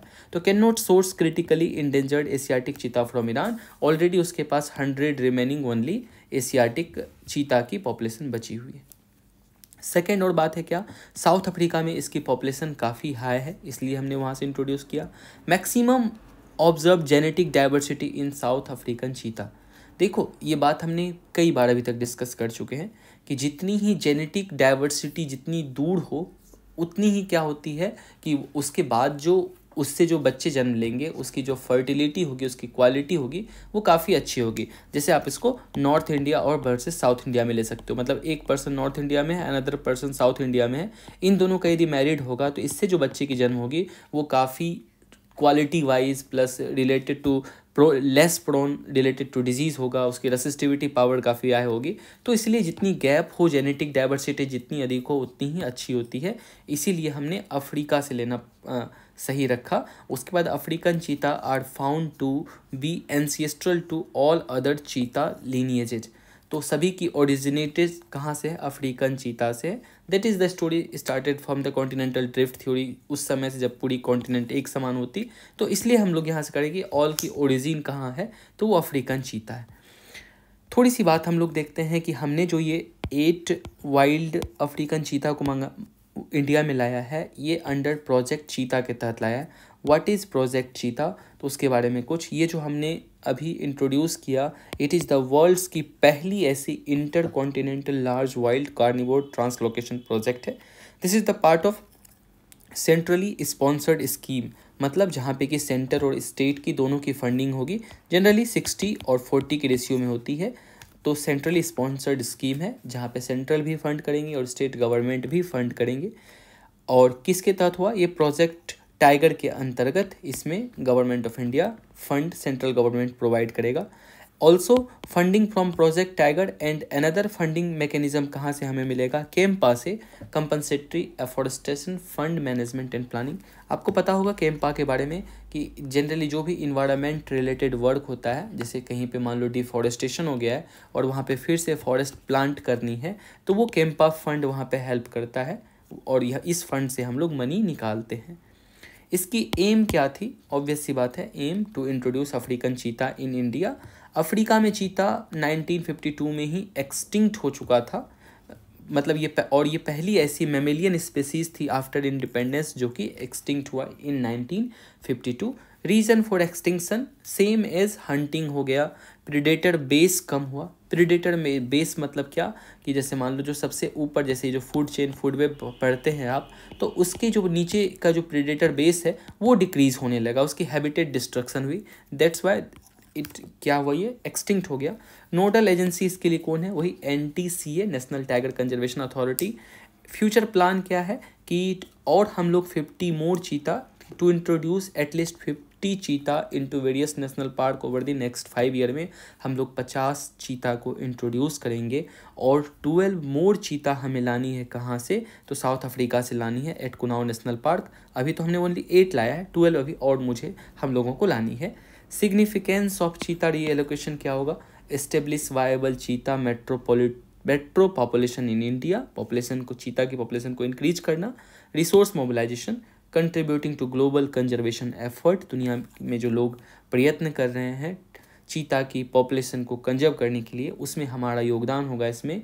Enhance local community livelihood, contribute to climate change mitigation goal. African cheetah के बारे में थोड़ी यदि समझे तो both it is a flagship species and a umbrella species. क्या मतलब होता है फ्लैगशिप स्पीसीज़ का?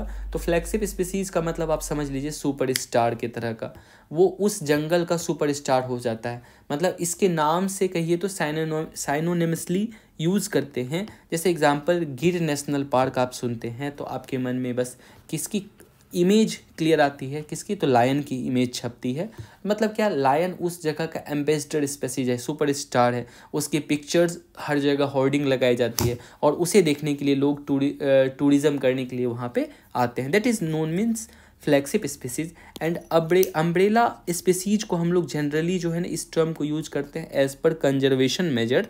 तो its conservation ensures that conservation of other species of wild animal or forest। मतलब आप यदि उस चीज़ को प्रोटेक्ट करते हो, जैसे आप फूड चेन पढ़ते हो, मान लो सबसे ऊपर यहाँ पे यदि टाइगर है, तो यदि आप टाइगर को प्रोटेक्ट करते हो, इसका मतलब है टाइगर के नीचे जैसे मान लो डियर आता है, तो डियर की हेल्थ क्या है? सही है। जो हर्बीवोरस एनिमल यदि अच्छे अमाउंट में है तभी टाइगर की हेल्थ अच्छी होगी, बिकॉज इसे वो खा पाएगा। और जितने हर्बीवोरस की हेल्थ अच्छी होगी दैट विल इंश्योर दैट जो प्रोड्यूसर्स हैं, जो प्लांट हैं, वहाँ पे अच्छे अमाउंट में है, प्लांट की हेल्थ बढ़िया है, प्लांट में प्रोडक्शन अच्छी हो रही है, प्लांट अपने आप को ग्रो कर रहा है, ग्रासेस ग्रो हो रहा है। तो मतलब यह एक अम्ब्रेला स्पीसीज भी है अफ्रीकन चीता। कैरेक्टरिस्टिक्स क्या है? वर्ल्ड्स की फास्टेस्ट लैंड मेमेलियन है, जैसे कि चीता है, फास्टेस्ट रनिंग मेमल्स है। Speed 80 to 128 kilometre per hour. Not, अब इस तरह की फैक्ट देखो एग्जाम में नहीं पूछती है, बस एक बार ऊपर ऊपर से आप पढ़ लो कि अब कितनी स्पीड है, क्या है। हाँ, फास्टेस्ट है, दैट विल बी आस्क्ड। उसके बाद डायोर्नल, मतलब ये दे हंट ड्यूरिंग दी डे में, दिन के समय में हंट करते हैं। कहता है अनलाइक अदर बिग कैट, जैसे लायन है, टाइगर है, तो ये सभी रोड करते हैं, बट चीता गर्जन नहीं करता है, रोड नहीं करता है।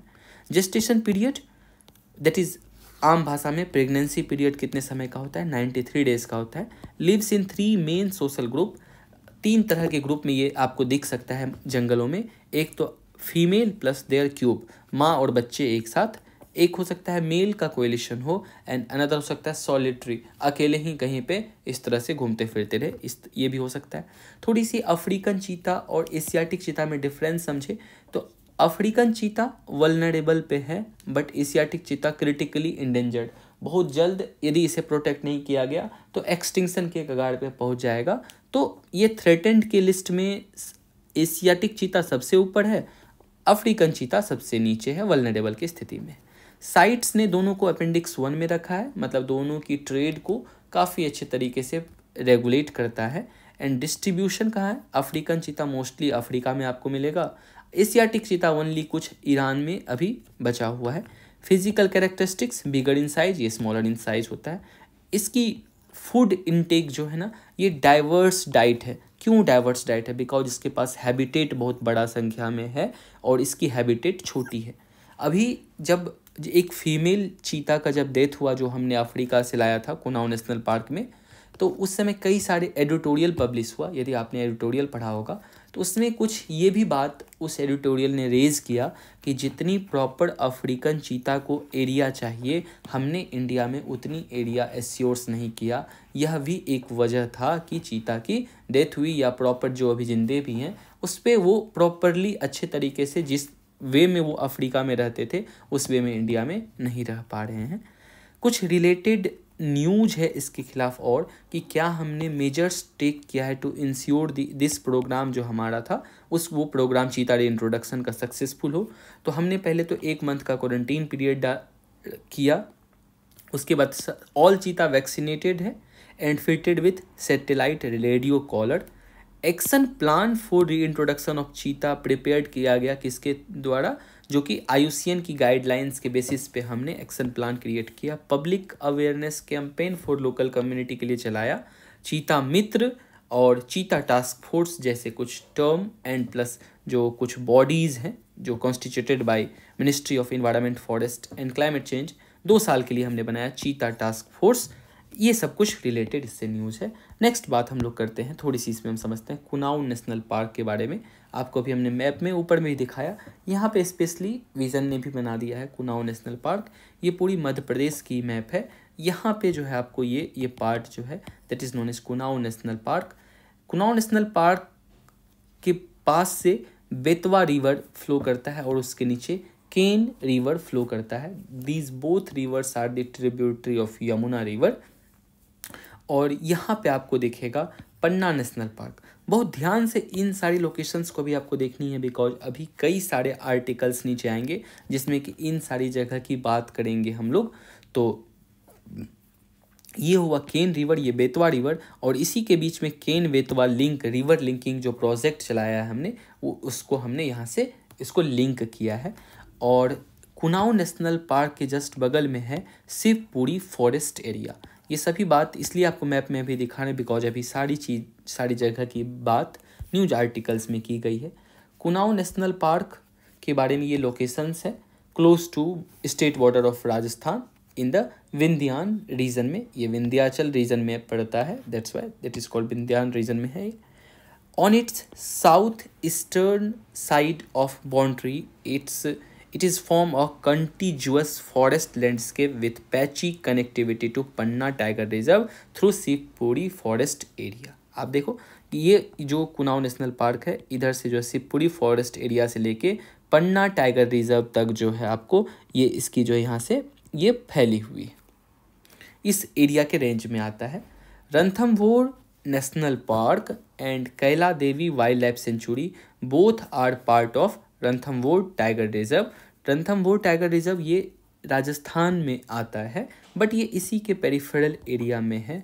तो कहता है कि Ranthambore national park and wild life sanctuary जो बोथ रणथंभौर टाइगर रिजर्व के अंदर में आता है are connected with it through good forest patches. ये एक अच्छा फॉरेस्ट वाली एरिया है, तो उस फॉरेस्ट पैचेज से ये कनेक्टेड है। यहाँ पे perennial river Kuno river flow करती है, that's why its name is Kuno national park. Forest type कैसा है यहाँ पे, tropical dry deciduous forest. India के आप जब लोकेशन ही देखते हो तो पहले बात तो ये यहाँ पे ट्रॉपिक ऑफ कैंसर पास करता है, तो ट्रॉपिकल तो क्लाइमेट होगा ही। और ड्राई डेसिडुअस कहने का मतलब है, डेसिडुअस इसलिए इस रीजन में थ्रू आउट द ईयर तो पानी मिलते नहीं है ट्रीज़ को, तो जब थ्रू आउट पानी नहीं मिलते हैं तो कुछ 2-3 मंथ के लिए ऐसा सीजन आएगा जिसमें ट्री क्या करेगा, अपने सारे पत्ते गिरा देगा to minimize moisture, to minimize जो कि इवेपो ट्रांसपिरेशन होता है उस, मतलब सिंपल सी बात है, पत्ते अपनी या प्लांट अपने पानी को कंजर्व करने के लिए कुछ मंथ के लिए अपने पत्ते को गिरा देंगे, that is known as deciduous forest. तो ये ट्रॉपिकल डेसिडुअस फॉरेस्ट इस एरिया में आता है। Some flora and fauna are this. अब उसके बाद हम लोग बात करते हैं project tiger which is initiated in 1973। क्यों न्यूज़ में है, प्रोजेक्ट टाइगर ने कंप्लीट किया अपना 50 years in the year of 2023 में, 50 साल हमारा कंप्लीट हुआ। इसकी कहानी भी हमने अपने बेसिक डिस्कशन में देखा था after wild life sanctuary act जो हमने किया, उसके बाद हमने वाइल्ड लाइफ प्रोटेक्शन एक्ट 1972 के बाद प्रोजेक्ट टाइगर हमने एक चलाया और उसी की 50 ईयर्स कंप्लीट हुई। यह भी एक सेंट्रली स्पॉन्सर्ड स्कीम है जिसमें कि स्टेट एंड सेंटर बोथ मिलके फंडेड करते हैं ऑफ द मिनिस्ट्री, और किस मिनिस्ट्री के अंतर्गत आता है, ministry of environment forest and climate change, launched in 1973। Initially launched in 9 tiger reserves. हमने प्रोजेक्ट टाइगर को 9 टाइगर रिजर्व्स में लॉन्च किया in different states of India.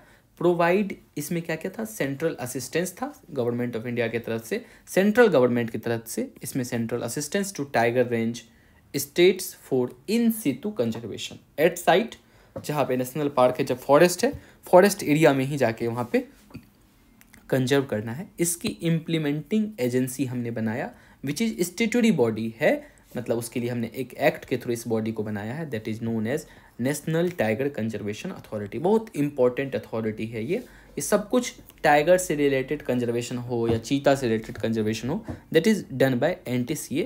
इससे इस्टेब्लिश किया through wild life protection amendment act in 2006, over reaching supervisory coordinating role and approves the tiger conservation plan prepared by state government. Funding pattern कुछ इस प्रकार से है कि centre provide करता है 60% एंड 50%। कैसा एक्सपेंडिचर के लिए, जितने भी नॉन रिकरिंग आइटम्स होगा उसके लिए 60% सेंट्रल गवर्नमेंट प्रोवाइड करेगा, एंड जो रिकरिंग आइटम्स के लिए एक्सपेंडिचर होगा 50% होगा। रिकरिंग आइटम्स मतलब क्या हो गया कि रीअकर बार बार हर मंथ का, जैसे इलेक्ट्रिसिटी मान लो कि कॉस्ट है तो वो हर मंथ आती है, रीअकर हो रही है, तो वैसे एक्सपेंडिचर के लिए गवर्नमेंट 50% अपने तरफ से देगा, सेंट्रल गवर्नमेंट, रेस्ट 50% इसके लिए स्टेट गवर्नमेंट प्रोवाइड करेगा। और नॉर्थ ईस्टर्न और हिमालयन स्टेट में क्या है, वहाँ पे सेंट्रल गवर्नमेंट 90% देती है, 10% ही स्टेट गवर्नमेंट को खर्च करनी है इन बोथ दी केसेस में। Activity undertaken under project tiger में क्या क्या एक्टिविटीज़ करते हैं, establishment and development of new tiger reserve, यदि आपको कहीं पे गवर्नमेंट ऑफ इंडिया को डिक्लेयर करनी है न्यू टाइगर रिजर्व, तो वह एक्टिविटी अंडर प्रोजेक्ट टाइगर के तहत होती है। Total 52 tiger reserves covering 75,000 square kilometre. Recently declared tiger reserve क्या है, एक रानीपुर टाइगर रिजर्व है जो कि 53rd नंबर पे है, एंड उसके बाद 52nd क्या था कि Ramgarh Vishdhari tiger reserves. And उसके बाद कुछ इम्पोर्टेंट है इन रिलेटेड न्यूज में है, integrated tiger habitat conservation programme, German development corporation and ITHCP, that means Integrated Tiger Habitat Conservation Program for tiger conservation in the ASEAN country, initiated in 2014. ITHCP और tiger programme is grant making initiative है which provides grant not loan which contributes to global tiger recovery program, global effort to double the tiger number in 2000। तो इसी की M थी क्या कि 2022 तक क्या करना है, टाइगर की पॉपुलेशन को डबल करना है। हमने काफ़ी अहेडली अपने इस बियॉन्ड 2022 से पहले ही इस टारगेट को कंप्लीट कर लिया था। ये जो दो आपने सुना न्यूली टाइगर रिजर्व जो है, इसमें one is Ranipur tiger reserve 53rd and Ramgarh Vishdhari tiger reserve 52nd, दोनों की लोकेशन कुछ इस तरह से आप इसको देख लेंगे। ये दोनों बॉर्डर के कॉन्फ्लुएंसिंग एरिया पे है, बट है यूपी में। आपको Ranipur tiger reserve and another is at Rajasthan, इस लोकेशन पे आपको रामगढ़ विषधारी टाइगर रिजर्व। आगे बात करते हैं, तो जैसे कि आपने देखा था बायोस्फीयर रिजर्व में one is core area and another is transition zone, the same way core और buffer strategy for tiger reserves. Core area are kept free from all types of human activity. NTCA recently banned new construction in tiger reserves core area. अभी NTCA ने क्या कहा कि जो भी core area होगा तो कोर एरिया में आप किसी तरह की कंस्ट्रक्शन नहीं कर सकते हैं। NTCA conducting 5th cycle of assessment using application M-Striples monitoring system for tiger intention protection and ecological status, uses GPS to geotag photo evidences. About Indian tiger and Royal Bengal tiger, जिसके कि इसकी scientific name पेंथरा tigris भी कहते हैं। तो Indian tiger के बारे में, टाइगर स्पीसीज क्या है, नेटिव टू इंडिया है। It is a flagship species of India, declared as the national animal of India. Habitat क्या है, largest population is in India है। स्मॉलर ग्रुप इन बांग्लादेश, कुछ टाइगर्स की हिस्सा बांग्लादेश, नेपाल, भूटान, चाइना, म्यांमार में भी पाया जाता है, but natively it is of Indian animals. IUCN status इसकी क्या है, तो इंडेंजर्ड की कैटेगरी में है, मतलब थ्रेटेंड की सेकेंड वाले में, नीचे vulnerable, endangered, critically endangered. CITES की अपेंडिक्स 1 में, और वाइल्ड लाइफ प्रोटेक्शन एक्ट भी नंबर 1 में रखता है एंड शेड्यूल 4 में, so that implement CITES information. इसके बाद बात करता है nearly 35% of tigers in India are found outside tiger reserves. That is a very good sign कि बिना कंजर किए भी 35% टाइगर जो हमारा टाइगर रिजर्व के बाहर है, मतलब जहाँ पे हमें उसे प्रोटेक्ट करने की ज़रूरत नहीं है, ऑटोमेटेड नेचर में प्रोटेक्टेड वो है। Distribution of tiger population in India, high mountain, mangrove swamp, जहाँ से इसका एग्जांपल सबसे बेस्ट है सुंदरवन है। सुंदरवन रीजन में बिल्कुल भयानक वाला रॉयल बंगाल टाइगर रहता है वहाँ पे। और कहाँ पे, टॉल ग्रासलैंड में, to dry moist deciduous forest as well as evergreen and shola forest system. Shola forest मतलब होता है माउंटेनियस फॉरेस्ट में, माउंटेन रीजन में जो फॉरेस्ट है that is known as shola forest. Madhya Pradesh के पास मैक्सिमम नंबर ऑफ टाइगर्स है, उसके बाद कर्नाटका, उसके बाद उत्तराखंड। ध्यान में रखने से इस तरह की क्रोनोलॉजी इज़ इम्पोर्टेंट कि मध्य प्रदेश के पास सबसे ज़्यादा है, उसके बाद कर्नाटका, उसके बाद उत्तर प्रदेश। हम क्या सिग्निफिकेंस है टाइगर कंजर्वेशन की, मतलब टाइगर को यदि कंजर्व करते हैं तो क्या बेनिफिटेड है। It is a umbrella species, मतलब health of tiger shows that कि हेल्थ ऑफ इकोसिस्टम, इन्वायरमेंट सब कुछ सही चल रहा है। ऑल्सो इट इज़ अ की स्टोन स्पीसीज। की स्टोन की बात हम लोग जब भी करते हैं, दैट मीन्स देखो की स्टोन मतलब क्या होता है कि जो एंशियंट टाइम्स में मॉन्यूमेंट्स बनाया जाता, इस तरीके से पत्थर को रखा जाता, इस तरीके से उसके ऊपर, सो दैट क्या होता है, जो दरवाज़ा में आप देखते हैं कि विदाउट किसी सपोर्ट में ये इस तरह से दरवाज़ा बना रहा था, दरवाज़ा के साइड का स्टोन। बीच वाले स्टोन को कहते की स्टोन, इस की स्टोन, बिकॉज ये स्टोन यदि आप हटा दो तो सारा स्ट्रक्चर, ये सारा स्ट्रक्चर नीचे गिर जाएगा, कोलैप्स कर जाएगा। और इसी तरह से की स्टोन कहने का मतलब क्या है, एक ऐसा स्पेसीज़ यदि वो स्पेसीज उस जगह को छोड़ दे तो इंटायर इकोसिस्टम बर्बाद हो सकता है। द सेम थिंग्स रिगार्डिंग की स्टोन स्पेसीज, जैसे कि टाइगर है। एग्जाम्पल समझते हैं, कहना क्या चाह रहे हैं हम कि देखो की स्टोन स्पेसीज क्या है। एक इसके लिए केस स्टडी बहुत अच्छी सी है, आप यूट्यूब में जाके देखना, स्टोरी देखना, story of yellow stone national park of USA. तो कहानी कुछ इस प्रकार है कि येलो स्टोन नेशनल पार्क काफ़ी हरा भरा नेशनल पार्क हुआ करता था और सब कुछ सही चल रहा था। बट अचानक क्या देखा गया कि वो नेशनल पार्क जो है कम्प्लीटली डिग्रेड होते जा रहा है, सारा प्लांट जो है सूख रहा है। एट लास्ट एक ऐसा समय आता है उस नेशनल पार्क में कोई भी एनिमल्स नहीं बचता है, सारे जो चिड़िया, पक्षी, तितली, बंदर, ये सभी चीज़ ख़त्म होने लगा। इवन नदी ने भी अपना रास्ता बदल लिया और कुछ समय के बाद वह नेशनल पार्क एक डेजर्ट टाइप ऑफ एरिया में कन्वर्टेड हो गया। साइंटिस्ट ने स्टडी करना स्टार्ट किया, इन्वायरमेंटलिस्ट ने स्टडी स्टार्ट किया, आखिर ऐसा हुआ क्यों। तो उसने जब स्टडी किया पता चला कि इस जो हमारा जो ये नेशनल पार्क था उसकी जो सबसे की स्टोन स्पेसीज थी, दैट इज़ वुल्फ। वो क्या था, वो वुल्फ भेड़िया था। और उसकी क्या हुई ना, पॉपुलेशन ख़त्म हो गई।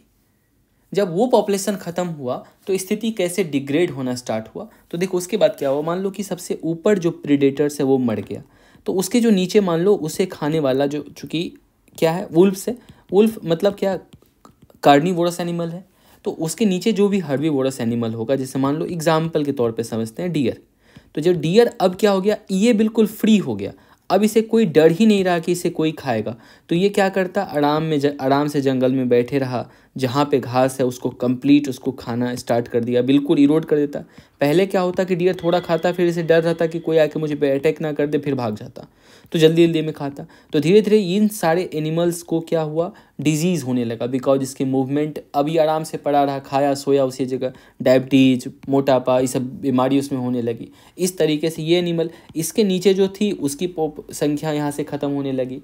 तो इसकी वजह ऐसे करते करते 1 से 2, 2 से 3, जितने, चूँकि इन्वायरमेंट में हर कुछ रिलेटेड है, सिर्फ इंसान को आप छोड़ दे तो जिसकी वजह से क्या हुआ, वह नेशनल पार्क ख़त्म हो गया।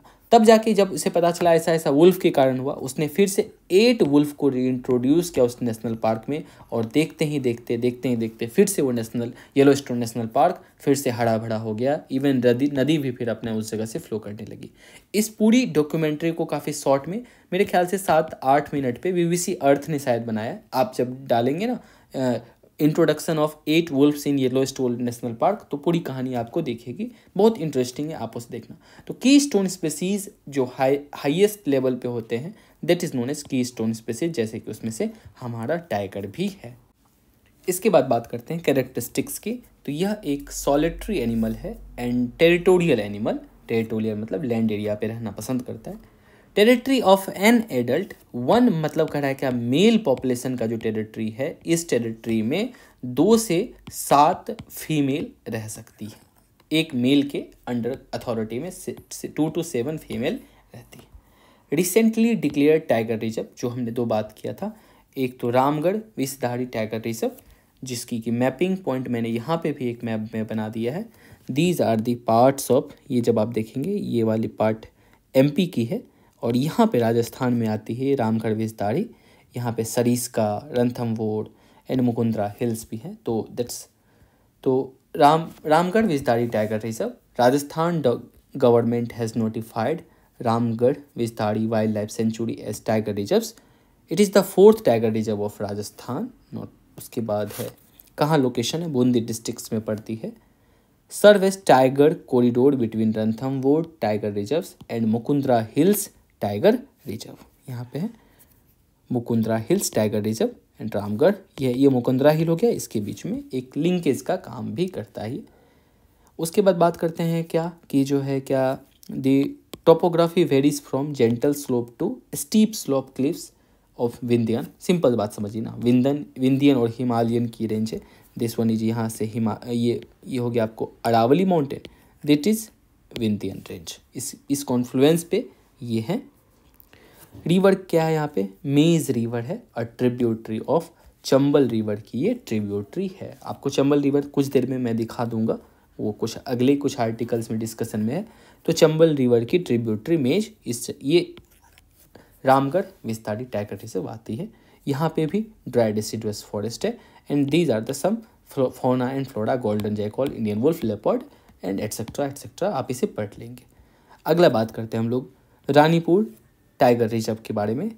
The map of Ranipur tiger reserve here lies on Uttar Pradesh. UP cabinet ने approve the notification of state's fourth मतलब दुधवा, पीलीभीत, उसके बाद Amangarh are remaining 3 and 4th one is Ranipur tiger reserve. मतलब यूपी में अब 4 टाइगर रिजर्व हो गया। India 53rd tiger reserve in Ranipur wild life sanctuary in Chitrakoot district. Forest type क्या है, same as tropical dry deciduous forest. इस रेंज में जनरली आपको जो भी होगा वो ट्रॉपिकल ड्राई डिसिडुअस फॉरेस्ट ही होगा। एंड फौना एंड फ्लोरा में tiger, leopard, bears, spotted deer, sambar, chinkara, reptiles and other mammals animals. अब बात करते हैं थोड़ी सी ग्रेट इंडियन बस्टर्ड के बारे में। क्यों था न्यूज़ में, तो supreme court seek update on the power cables at great Indian bustard habitat. इस पे सुप्रीम कोर्ट ने रिपोर्ट मांगा है कि क्या आपकी रिपोर्ट है जो हाई टेंशन का पावर केबल्स जाती है over the areas of great Indian bustard habitat के ऊपर से, तो उसके बारे में अपडेट मांगा है। क्या है मोड ऑन न्यूज़ में क्या था कि 2021 में सुप्रीम कोर्ट ने ऑर्डर किया था पावर कंपनी को, जो कि राजस्थान एंड गुजरात गवर्नमेंट, उसमें से गुजरात एंड राजस्थान गवर्नमेंट को बोला था कि to make the high tension power line underground, not ऊपर होनी चाहिए, उसे अंडरग्राउंड कीजिए, so that great Indian bustard do not get caught in the web. उस चक्र में, उस वायर के चक्र में ना फंसे, उसमें उलझ के ना रह जाए। एंड आप फिजिक्स यदि पढ़े हैं तो आपको पता है जब करंट फ्लो करती है थ्रू वायर तो इसके चारों ओर मैग्नेटिक फील्ड भी निकलती है, तो दैट्स वाई, जिससे कि उसकी पाथ भ्रमित हो सकती है। सो इस तरह से सुप्रीम कोर्ट ने ऑर्डर किया था। 3 member high level committee form to look into the feasibility of the work. तो 3 मेंबर की कमेटी बनी जो कि ये चेक कर रहा था क्या सुप्रीम कोर्ट ने जो ऑर्डर दिया कि फिजिबल भी है, क्या हम हाई टेंशन वायर को अंडरग्राउंड कर सकते हैं। Now supreme court directed the HLC मतलब high level committee to submit a status report in 3 सप्ताह के अंदर, बोला रिपोर्ट सबमिट करो। However centre and Rajasthan government objected to supreme court order. क्यों ऑब्जेक्ट किया, बोला कि order was not feasible, ground level पे नहीं पॉसिबल हो सकता है।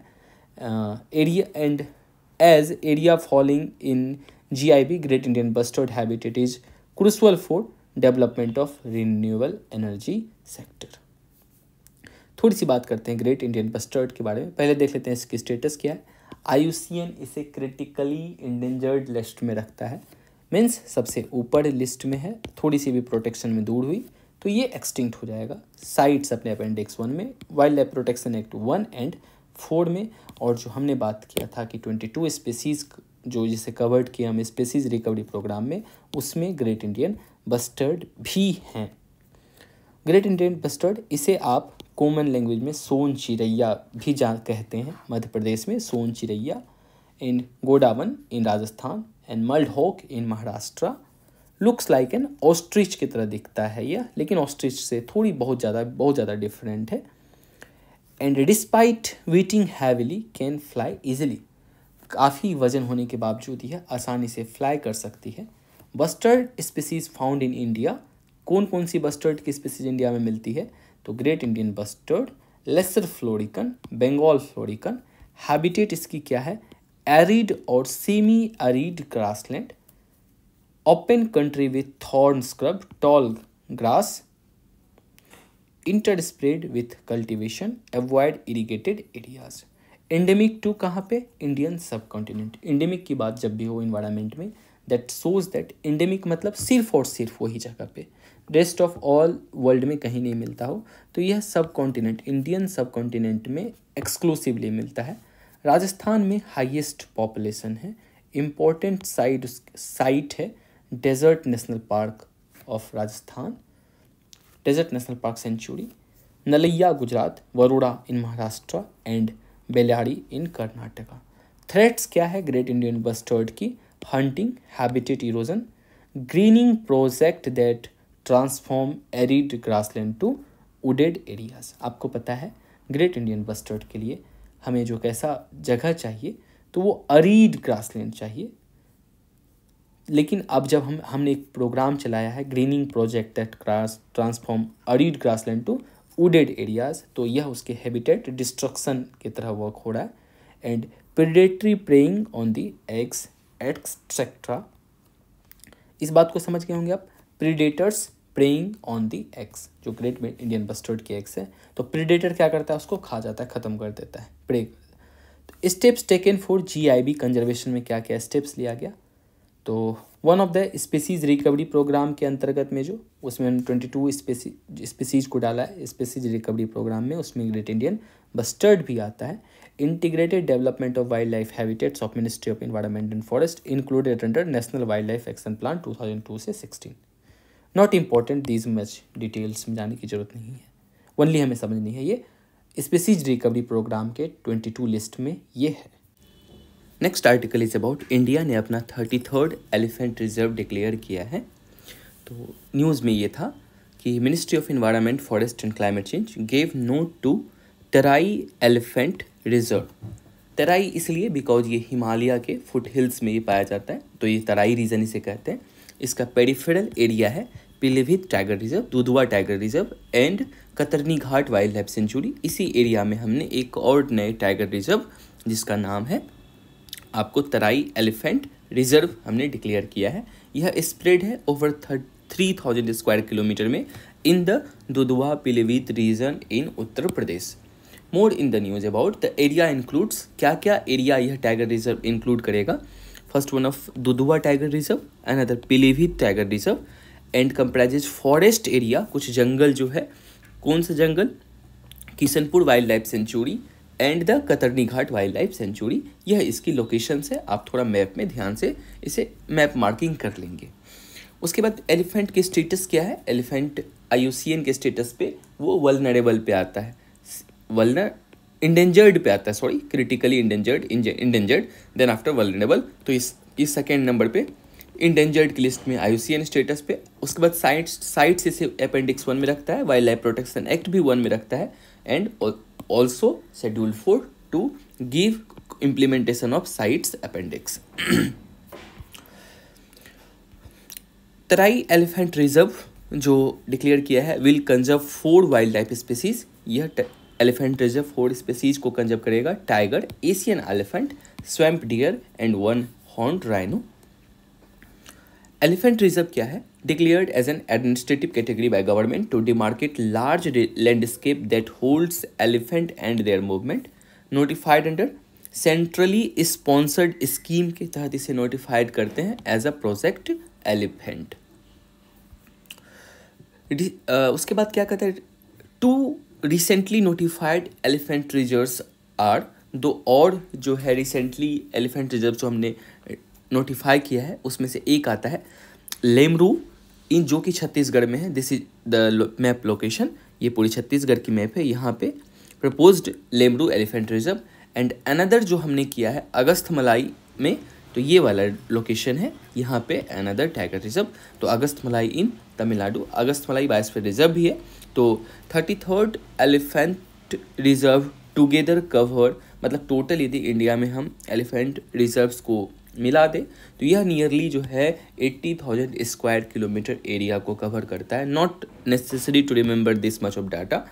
Tamil Nadu and Assam have highest number of elephant reserves. ये इंपॉर्टेंट है कि तमिलनाडु और असम के पास highest number of elephant reserves है। उसके बाद Kerala, then after Odisha and उसके बाद मैसूर में जो Mysore elephant reserves in Karnataka is the largest elephant reserve. बात करते हैं इंडियन एलिफेंट की। तो इंडियन एलिफेंट की क्या कैरेक्टरिस्टिक्स है? तो एलिफेंट जो है ना वो हाईली इंटेलिजेंट एनिमल्स होती है। आप हमेशा से स्टोरी में भी पढ़े होंगे, मूवी भी देखे होंगे। तो एनिमल काफ़ी समझता है, जैसे हाथी मेरे साथी, ये सब चीज़ काफ़ी हमने मूवी भी बनाया, इस पे हमारी प्रोग्राम भी गवर्नमेंट ऑफ इंडिया ने चलाया, हाथी मेरे साथी। तो यह हाईली इंटेलिजेंट एनिमल है। Form herds of related female led by the oldest female that is known as matriarchal family pattern. तो मतलब क्या है कि ये लोग झुंड बना के चलते हैं, वो भी किसका, फीमेल से रिलेटेड क्या करते हैं, झुंड बना के चलते हैं। और इसको लीड कौन करता है? जो उस मेंबर की जो ओल्डेस्ट हाथी होती है वो इसे लीड करती है। So that shows the matriarchal pattern. Have longest gestation period of all mammals. सभी मैमल्स में सबसे लंबा प्रेगनेंसी पीरियड 18 to 22 मंथ तक चलती है। हैबिटेट क्या है? तो central and southern western Ghat, north east India, eastern India, north east India and some part of the southern peninsular India. As per last count 2007 की डाटा के according India has nearly 30,000 elephant हमारे पास है। कर्नाटका के पास हाईएस्ट नंबर ऑफ एलिफेंट्स है, उसके बाद Assam, then after Kerala.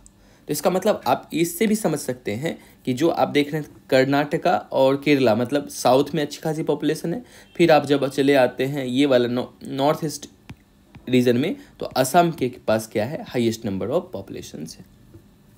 Threat क्या क्या है? वही थ्रेट्स, मेन एलिफेंट कॉन्फ्लिक्ट है, हैबिटेट लॉस है, जैसे फ्रेगमेंटेशन हो रहा है फॉरेस्ट एरिया का तो हैबिटेट लॉस हो रही है।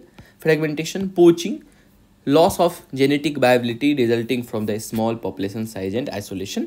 और सबसे अधिक जो मेन प्रॉब्लम्स होती है जो कि थ्रेट्स है, दैट इज़ द टस्कर, जो हाथी की दांत है उसको इलीगल ट्रेड होती है, तो दैट्स वाई। तो ये सभी के कारण थ्रेट्स में है। कंजर्वेशन मेजर्स हमने क्या किया? प्रोजेक्ट एलिफेंट लॉन्च किया था 1992 में। Under the project government provides technical and financial help to state government to save elephant. Development of elephant reserves हमने किया, मतलब एलिफेंट रिजर्व डिक्लेयर करना स्टार्ट किया, प्रोजेक्ट एलिफेंट चलाया। And monitoring of illegal killing of elephant, that is MIKE programme, जो कि एक international effort है to conserve elephant in Asia and Africa. अब थोड़ी सी यहाँ पे कुछ इम्पॉर्टेंट इन्वेजिव एलियन स्पीसीज की बात करता है। हमने पहले भी बात किया है what is invasive alien species. एक बार थोड़ी सी बस समझ लेते हैं what is invasive alien species क्या होता है। देखो, कोई भी एरिया के लिए, पार्टिकुलर ज्योग्राफी के लिए, वहाँ की बायोडाइवर्सिटी में जितने भी फ्लोरा एंड फौना है वो एक कंप्लीट फूड चेन में जो है क्या, उससे वो सब कुछ रिलेटेड है। बट होता क्या है, जैसे पहले क्या हुआ, मान लो कि हम एक एग्जांपल में लेते हैं, दिस इज आवर इंडिया है, यदि इंडिया की हमारी मैप है तो पहले क्या था, हमारे पास जितनी भी यहाँ पे बायोडाइवर्सिटी सभी एक दूसरे से रिलेटेड है in the sense of food chain and food web में आपस में सभी रिलेटेड है। मतलब यहाँ की जो भी हर्बीवोरस है उससे जो है क्या, सॉरी पहले यहाँ पे प्रोड्यूसर्स है, प्रोड्यूसर के बाद हर्बीवोरस है।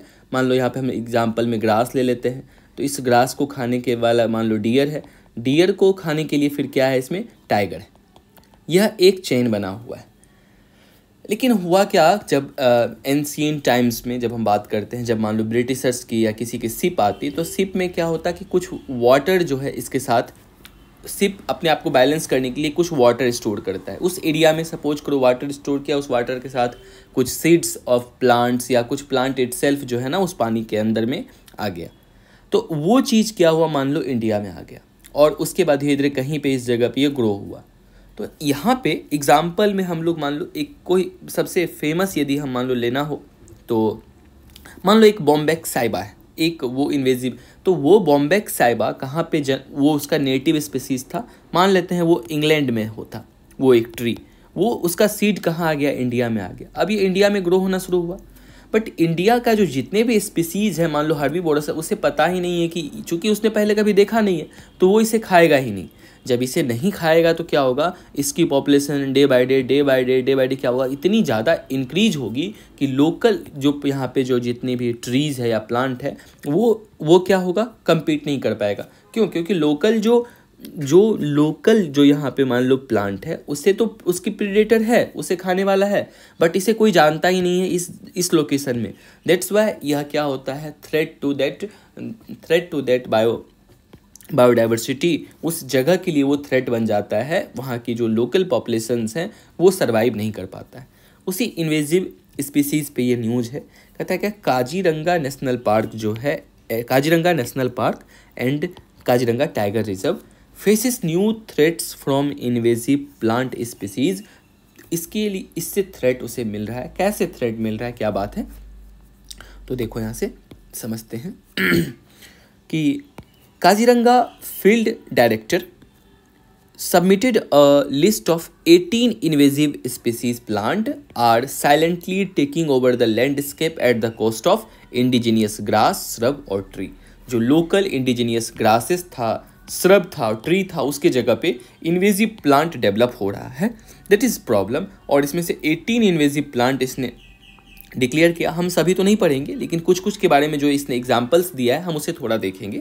कहता है क्या, हर्बीवोरस यूजुअली अवॉइड, वही जो मैंने बात किया कि क्यों इन्वेजिव प्लांट बढ़ता है, तो जो भी हर्बीवोरस है ना, उसे पता नहीं है कि ये मेरे फूड चेन का हिस्सा है, बिकॉज उसने कभी इसे देखा नहीं था, ये तो डायरेक्टली कहीं से आ गया। तो हर्बीवोरस यूजुअली अवॉइड करता है the invasive plant which regenerate at an alarming speed. तो ऑब्वियसली बात, जब से कोई नहीं खाने वाला होगा इस प्लांट को, तो ये क्या होगा, अपने आप को काफ़ी अलार्मिंग रेट से बढ़ाएगा, इंक्रीज करेगा। And threaten to the edge out of indigenous flora, और जो यहाँ की जो लोकल है वो उस पर क्या होगा, उस पर थ्रेट बनेगा, उसके सर्वाइवल के लिए फिर जगह ही नहीं बचेगी। सेवरल आइडेंटिफाइड इन्वेसिव स्पीसीज जैसे कि bombax ceiba, this is the examples of bombax ceiba. उसके बाद है crateva magna, this is the examples picture of crateva magna. And trewia nudiflora, trewia nudiflora, ये आपको यहाँ पे एग्जाम्पल्स में ट्रिविया न्यूडीफ्लोरा। उसके बाद है लेगर स्ट्रोमिया, उसके बाद है एस्पेसीचीजो, लेगर स्ट्रोमिया परवीफ्लोरा, लिटसी, कहाँ था, अच्छा हाँ ये हो गया। आफ्टर उसके बाद क्या है, लिटसी सैलिसीफोलिया, लिटसी सैलिसीफोलिया। ये सभी नाम नहीं याद रखनी, बस एक बार ऊपर ऊपर से देख लेनी है कि यदि कहीं आ जाए तो हम उसे एलिमिनेट कर पाए। उसके बाद है सिक्यूरनेगा इरोशा, सिक्यूरनोगा इरोशा, रोजा इनवोल्यूक्रेटा, पोमिया केमिया एंड डर्म्स कुनोलिया, कैलामस टीनेइस एंड लिया माइक्रोफाइलिया। ये कुछ जो है ये प्लांट, चूँकि देखो नाम इसलिए इसका इस तरह का, बिकॉज हमारे लिए ये हमारी नेटिव्स नहीं है, ये कहीं दूसरे कंट्रीज़ की है, तो वो कंट्री अपने अकॉर्डिंग ये नाम को इस तरह से रखा है। नेक्स्ट कहता है क्या, सम आइडेंटिफाइड स्पीसीज, मतलब कुछ देखो इन्वेजिव स्पीसीज ऐसे भी है जो कि सिर्फ ख़राब नहीं है, उसके कुछ हर्बल यूजेस भी है। हर्बल मतलब उसे हम मेडिसिन में यूज कर सकते हैं, जैसे कि लिया माइक्रोफिलिया, देखो ये प्लांट है। उसके बाद है कैस्ट्रम डायोनियम, इस चीज़ को आप मेडिसिनल यूज़ भी है, बट क्या होता है इसकी टॉक्सिसिटी लेवल इतनी ज़्यादा है ना, मतलब इतनी जहरीला है ये कि इसकी जो है ओवरवेट्स इट्स यूटिलिटी, मतलब आवश्यकता से अधिक, मतलब हम इसको यूज़ नहीं कर सकते हैं, बिकॉज ये हाँ अच्छा है, मेडिसिनल है, बट क्या है यह जहरीला है, therefore we can't use it. यहाँ पे कुछ काजीरंगा नेशनल पार्क के बारे में बताया गया है। This is the map of Assam, जहाँ पे कि सभी नेशनल पार्क और कुछ इम्पोर्टेंट इन्फॉर्मेशंस है, आप इसे एक बार देख लीजिएगा। नेक्स्ट बात करते हैं हम लोग, अच्छा इसमें और अभी बचा हुआ है इन्वेजिव स्पीसीज़ में। नेक्स्ट बात कर रहा है क्या, permission has been sought under wild life protection act 1972 to go in for experimental culling, that is experimental killing, cutting, slashing, uprooting and grindling of invasive species। मतलब क्या, आप इन्वेसिव स्पीसीज़ को क्या कर सकते हैं, डिलीट कर सकते हैं, कट कर सकते हैं उसे इन्वेसिव स्पीसीज क्या होता है, कहते हैं an organism that causes ecological and economic harm in new environment where it is not native, जहाँ पे वो नेटिव नहीं है। For example in India parthenium comes from wheat imported from USA इन 1950s। तो यह पैराथीनियम आज जो है ना किसान के लिए सबसे बड़ी समस्या होती है। एग्रीकल्चरल फील्ड में आपको हमेशा ये आपको देखने को मिल जाएगा, हर जगह एग्रीकल्चर फील्ड क्या कहीं भी खाली जगह हो आपको ये देखने को मिल जाएगा पैराथीनियम। तो ये कैसे आया था ना, ये जब यूएसए से हम PL45 प्रोग्राम था जिसके तहत यूएसए हमें वीट देती, उस वीट के साथ हमारा ये जो है क्या ये ग्रास आया हुआ था। एंड दो, एक पैराथीनियम एक लंटाना। लंटाना ये है pictures of lantana. Lantana brought by Britishers as ornamental plant, सजावट के लिए इसे साउथ अमेरिका से लाया था, but threatens more than 40% of India's tiger reserve. तो टाइगर रिजर्व के 40% एरिया को जो है क्या ये कवर कर चुका है। So this is the problems. Other invasive species in news, जो कि और कुछ अदर स्पीसीज जो न्यूज़ में है, जैसे है विलायती कीकर। विलायती कीकर की ये पिक्चर्स है और ये न्यूज़ आर्टिकल्स में न्यू लीज ऑफ लाइफ, जिसमें कि बात कर रहा है क्या कैसे ये थ्रेट्स बना हुआ है हमारे बायोडाइवर्सिटी के लिए। तो कहता है कि Delhi is implementing ecological restoration of its central ridge which involves replacing invasive विलायती कीकर विथ इंडिजीनियस स्पीसीज। तो दिल्ली क्या कर रहा है, जो ये स्पीसीज है इसके जगह इसको हटा के इंडिजीनियस स्पीसीज वहाँ पे लगाने की कोशिश कर रहा है। A native of south and central America, कहाँ से बिलोंग करता है विलायती कीकर, साउथ अमेरिका से बिलोंग करता है। Introduce in India by Britishers, Britishers ने इंडिया में इंट्रोड्यूस किया किस लिए, to meet the fuel and wood requirement of the rural people and restore degraded land. Has widely like property grow in arid condition, क्या क्या इसकी properties देख किस लिए लगाया था ना कि उस समय जो डिग्रेडेड लैंड होगा, जो खाली मतलब खराब भूमि होगा, वहाँ पे प्लांटेशन के लिए ब्रिटिशर्स ने लगाया, सो दैट फ्यूल की रिक्वायरमेंट और वुड की रिक्वायरमेंट पूरी हो जाए। यह आपको अरिड कंडीशंस में भी जन्म ले लेता है। Relative native species killing any competition and water table depletion. तो क्या करेगा, जब ये इसको एरिड कंडीशन में जन्म ले लेगा तो आसपास जो और नेटिव स्पीसीज होगा, जैसे कि मान लो पानी चाहिए, न्यूट्रिएंट्स चाहिए, तो वो क्या हो जाएगा ऑटोमेटिकली एलिमिनेट हो जाएगा, बिकॉज ये तो एडिड कंडीशन में भी जन्म ले सकता है। नेक्स्ट बात करते हैं American bullfrog and brown tree snake. These are the both examples. American ये वुल फ्रॉग है and brown tree snake, this one is brown tree snake. News में इसलिए है, कहता है as per recent study these species costs world an estimate $16 billion between 1986 and 2020 by causing problems ranging from crop damage to power outage। बहुत ये चीज़ देखो यहाँ से कि ये इसके कारण क्या हो रहा है, American bullfrog and brown tree के कारण यह क्रॉप डैमेज कर रहा है, क्रॉप डैमेज से लेके पावर आउटेज तक कर रहा है, जिसकी कॉस्ट $16 बिलियन। मतलब क्या हुआ, क्रॉप डैमेज तो आप समझ रहे हैं कि ये क्रॉप को नुकसान पहुँचाता है, बट पावर आउटेज कैसे होगा, ये मेरे लिए भी एक न्यूज़ था। जब मैंने इसके बारे में पढ़ा तो देखा क्या कि जो स्नैक्स क्या कर रहा है ना, वो पावर आउटेज कर रहा है। The snake here at times been so abundant that they caused power outage by crowning on the electrical equipment. आप एक कोई छोटा सा वीडियो देख लीजिएगा यूट्यूब में डाल के, how snake cause power outage.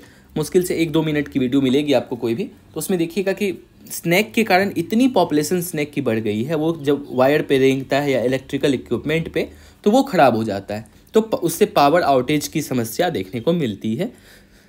Next बात करते हैं सेना स्पेक्टेबलिस। सेना स्पेक्टेबलिस एक इन्वेजिव स्पीसीज़ है जो कि spectabilis has taken over 800 to 1200 hectares of the buffer zone of Mudumalai tiger reserve which is situated in Tamil Nadu में। मधुमलाई टाइगर रिजर्व है उसके बीच का जो बफर जोन है ना, वहाँ पे यह काफ़ी तेज़ी से ग्रो कर रहा है। Another major weeds lantana camara also poses threat to the biodiversity in the tiger reserves of Mudumalai. Senna spectabilis bright yellow flower, ये इसका इमेज है।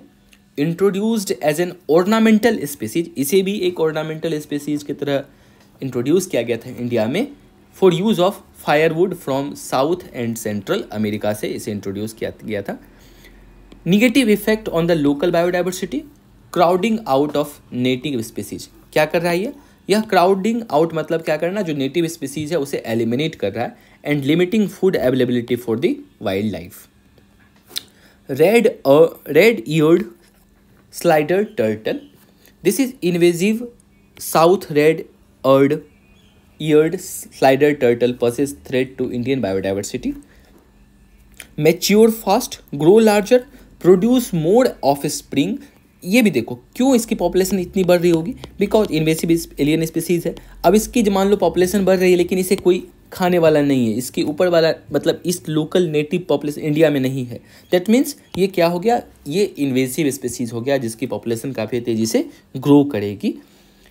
Threats to native fresh water turtle के लिए यह थ्रेट बन रहा है।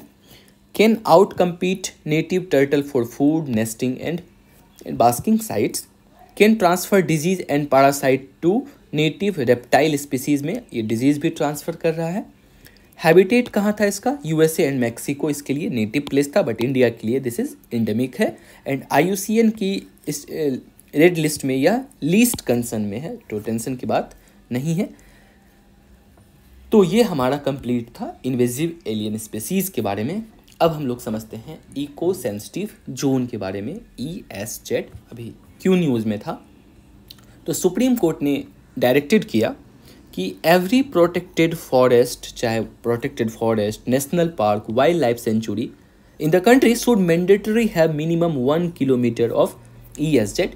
तो पहले देखो मैक्सिमम डिमार्केशन तो है ही कि ESZ कितना होना चाहिए। जैसे मान लो ये नेशनल पार्क का बाउंड्री है, तो पहले क्या रूल था कि मिनिमम एज पर जैसे रिक्वायर्ड जगह हो तो मैक्सिमम मतलब 10 किलोमीटर के एरिया तक मैक्सिमम की हम बात कर रहे हैं कि ये ESZ हो सकता है, इको सेंसिटिव जोन। ठीक है, 10 किलोमीटर, तो 10 किलोमीटर से कम भी हो सकता है। लेकिन अब कहीं कहीं हो रहा था क्या, 1 किलोमीटर से भी कम ESZ हो रहा था। मतलब ये बहुत छोटा सा मतलब जो है कि कहीं पे एरिया नहीं है। इस तरीके से मान लो हम ऐसे बना रहे हैं इको सेंसिटिव जोन्स की बाउंड्री, कहीं पे जगह कम था इतना आ गए, फिर बढ़ रहा है, फिर ये बिल्कुल टच हो गया और ऐसे बढ़ा इस तरह से करके ऐसे एक बाउंड्री हमने बना दिया, that is eco sensitive zone. But ये रीजन जो था ना, ये काफ़ी कम यहाँ पे क्या हुआ, हमें shock absorber zone, eco sensitive zone मिला। तो अब सुप्रीम कोर्ट ने क्या कहा कि मिनिमम 1 किलोमीटर तो होना चाहिए, मतलब एटलीस्ट तुमको 1 किलोमीटर इको सेंसिटिव जोन रखना है और मैक्सिमम 10 किलोमीटर के बीच का इतना पार्ट तो होना ही चाहिए। तो यही न्यूज़ में था, every protected forest, national park, wild life sanctuary in the country should mandatory have minimum 1 kilometre of ESZ from their demarcated boundary, maximum 10 kilometre है। More about the judgment, the direction were passed in the reference to application filed under TN Godavaran Tirumalpad versus Union of India case। Applicability क्या था, कहाँ कहाँ applicable है, all such states UTs where the minimum ESZ is not prescribed। तो ऐसा नहीं था कि मतलब जहाँ पे ये केस फाइल हुआ, पूरी all over the territory of India में जहाँ पे भी मिनिमम ESZ 1 किलोमीटर से कम है वहाँ पे इसे इम्प्लीमेंट करना है। No new permanent structure will be allowed within ESZ के अंदर में कोई भी परमानेंट स्ट्रक्चर नहीं क्रिएट किया जाएगा।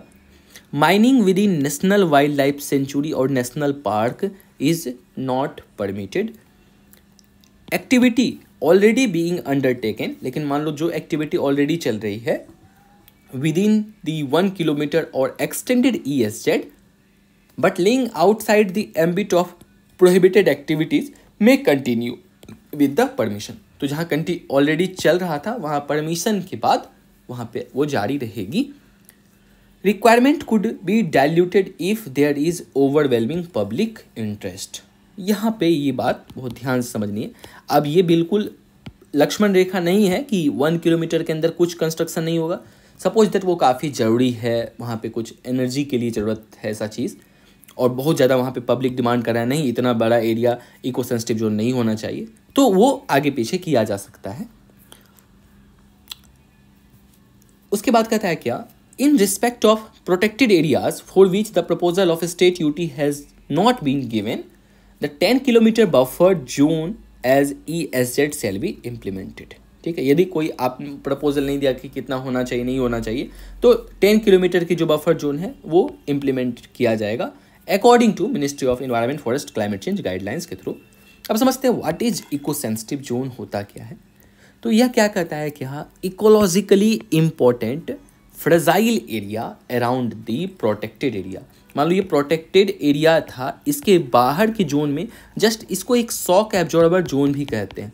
मतलब यहाँ पे आप जान रहे हैं कि यहाँ पे आपने प्रोटेक्ट करके स्पीसीज को रखा हुआ है, लेकिन इस जगह के एटमॉस्फेयर मान लो काफ़ी पॉल्यूटिंग कर दोगे, ढेर सारा फैक्ट्री लगा दोगे, मतलब बिल्कुल नॉर्मल, तो इससे क्या होगा, थोड़ा मतलब जो है ना पॉल्यूशन प्लस उसके बाद इसे लगेगा ना ये सिक्योर फील नहीं करेगा आपस में इंटर जो अंदर में ऑर्गेनिज्म है। दैट्स वाई हम कुछ एरिया को और थोड़ा उसमें रेगुलेटेड वे में उसे यूज़ करते हैं सो दैट वह शॉक एब्जॉर्बर का काम करे। डेजिग्नेटेड अंडर किसके अंडर में ESZ डेजिग्नेट किया जाता है, एनवायरनमेंट प्रोटेक्शन एक्ट 1986।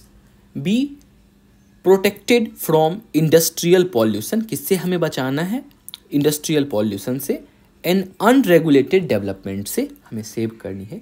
नोटिफाई किया जाता है by the central government in exercise with the power confer जो से एनवायरनमेंट प्रोटेक्शन एक्ट 1986 के तहत मिला हुआ है। एम ऑफ ESZ क्या था, create some kind of shock absorber का काम करता है फॉर द प्रोटेक्टेड एरियाज का। एज अ ट्रांजिशन जोन भी आप इसे समझ सकते हैं, अंदर में प्रोटेक्टेड एरिया है, ये ESZ है, मतलब ये है ट्रांजिशन जोन है, यहाँ पे रेगुलेटेड एक्टिविटीज़ हो रही है, बाहर की दुनिया मान लो यहाँ से कोई चीज़ आ भी रही है, पर्सन्स मान लो आ रहे हैं, तो यहाँ पे उसकी एक्टिविटी ज़्यादा होगी, उसके बाद ये बिल्कुल एनिमल प्रोटेक्टेड रहेगा। रेगुलेट यहाँ पे ह्यूमन एक्टिविटी करते हैं हम लोग ESZ में, rather than prohibit around protected area. Prohibit बिल्कुल मना करने से अच्छा है आप क्या कीजिए, इस एरिया में ह्यूमन एक्टिविटी को हम लोग रेगुलेट करते हैं। जैसे कि आपने देखा कि ये सब चीज़ अलाउड नहीं है, जैसे इंडस्ट्रियल पॉल्यूशन करना, अनरेगुलेटेड डेवलपमेंट करना, ढेर सारा कचरा फैलाना, ये सभी चीज़ यहाँ पे अलाउ नहीं है। उसके बाद है supreme court quashes plea against Gadgil Kajirangan Kasturirangan report.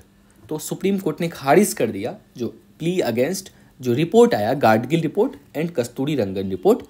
क्यों खारिज किया, क्या था इसके बारे में, तो प्ली एक फाइल्ड किया गया था in the court for not implementing the recommendations of Gadgil committee. Supreme court में फाइल किया जो कि गाडगिल कमेटी ने रिकमेंडेशंस दिया था। क्या था रिकमेंडेशन, हम लोग देखते हैं एक मिनट। तो Gadgil committee and Kasturirangan committee on किसके लिए, वेस्टर्न घाट के लिए उसने रिपोर्ट पब्लिश किया। तो उसको उस चीज़ को था कि इसे इम्प्लीमेंट नहीं करना है, एक प्ली फाइल किया गया। सुप्रीम कोर्ट ने नहीं बोला नहीं ये चीज़ गलत है, मैं तो उसे इम्प्लीमेंट, मतलब वो इम्प्लीमेंट होगा। अकॉर्डिंग टू पेटिशनर का कहना था क्या, it would lead the violation of right to life, because जो कि उस जगह के सिटीजन है वो क्या करता है, कुछ मनी अर्न करता है, कुछ वहाँ से इकोनॉमिकली लाइवलीहुड एक्टिविटी चलती है उसकी, citizens hailing from the western Ghat specially Kerala. अब समझते हैं वेस्टर्न घाट कंजर्वेशन बैकग्राउंड।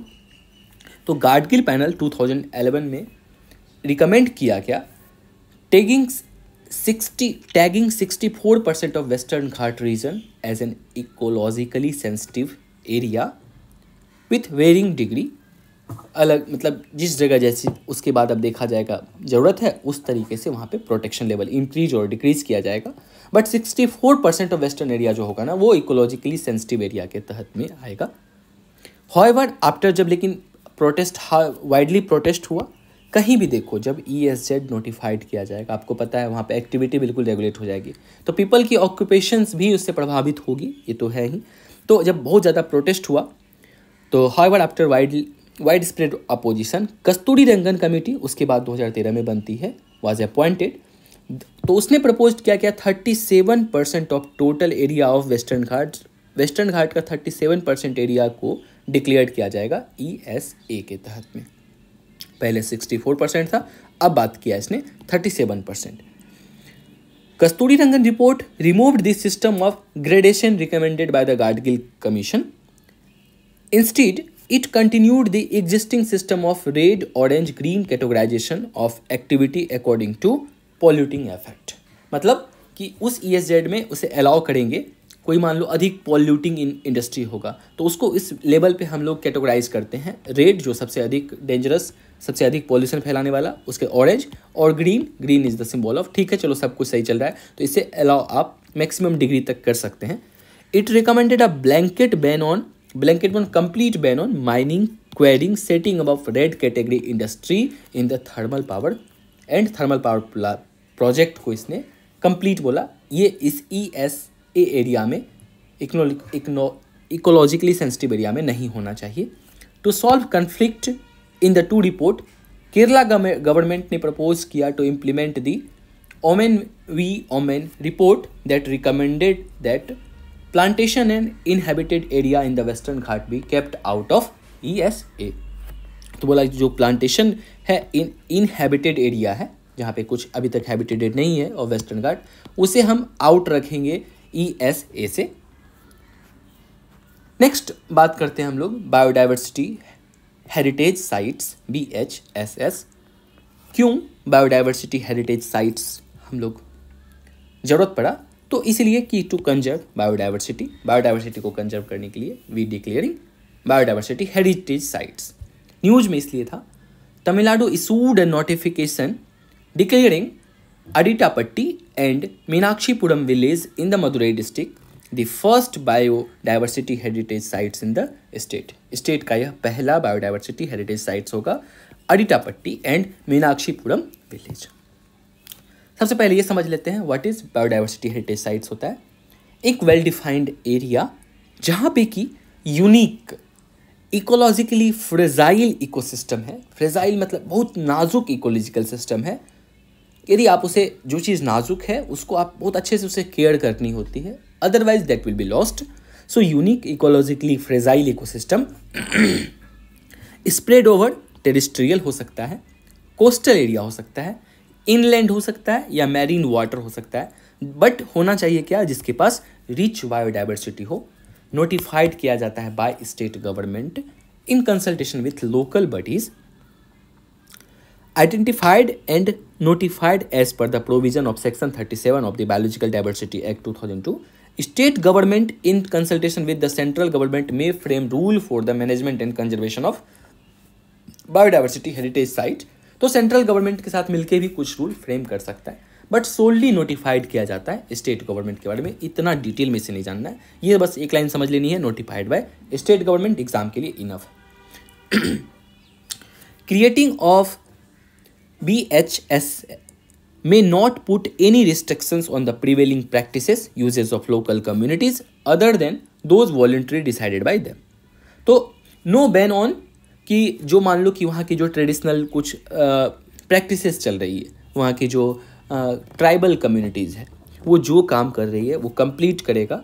स्थानीय समुदाय की जो प्रचलित प्रथा है, जो कल्चरल एक्टिविटीज़ है, उस पर कोई बैन नहीं होता है if anyone declaring biodiversity heritage sites.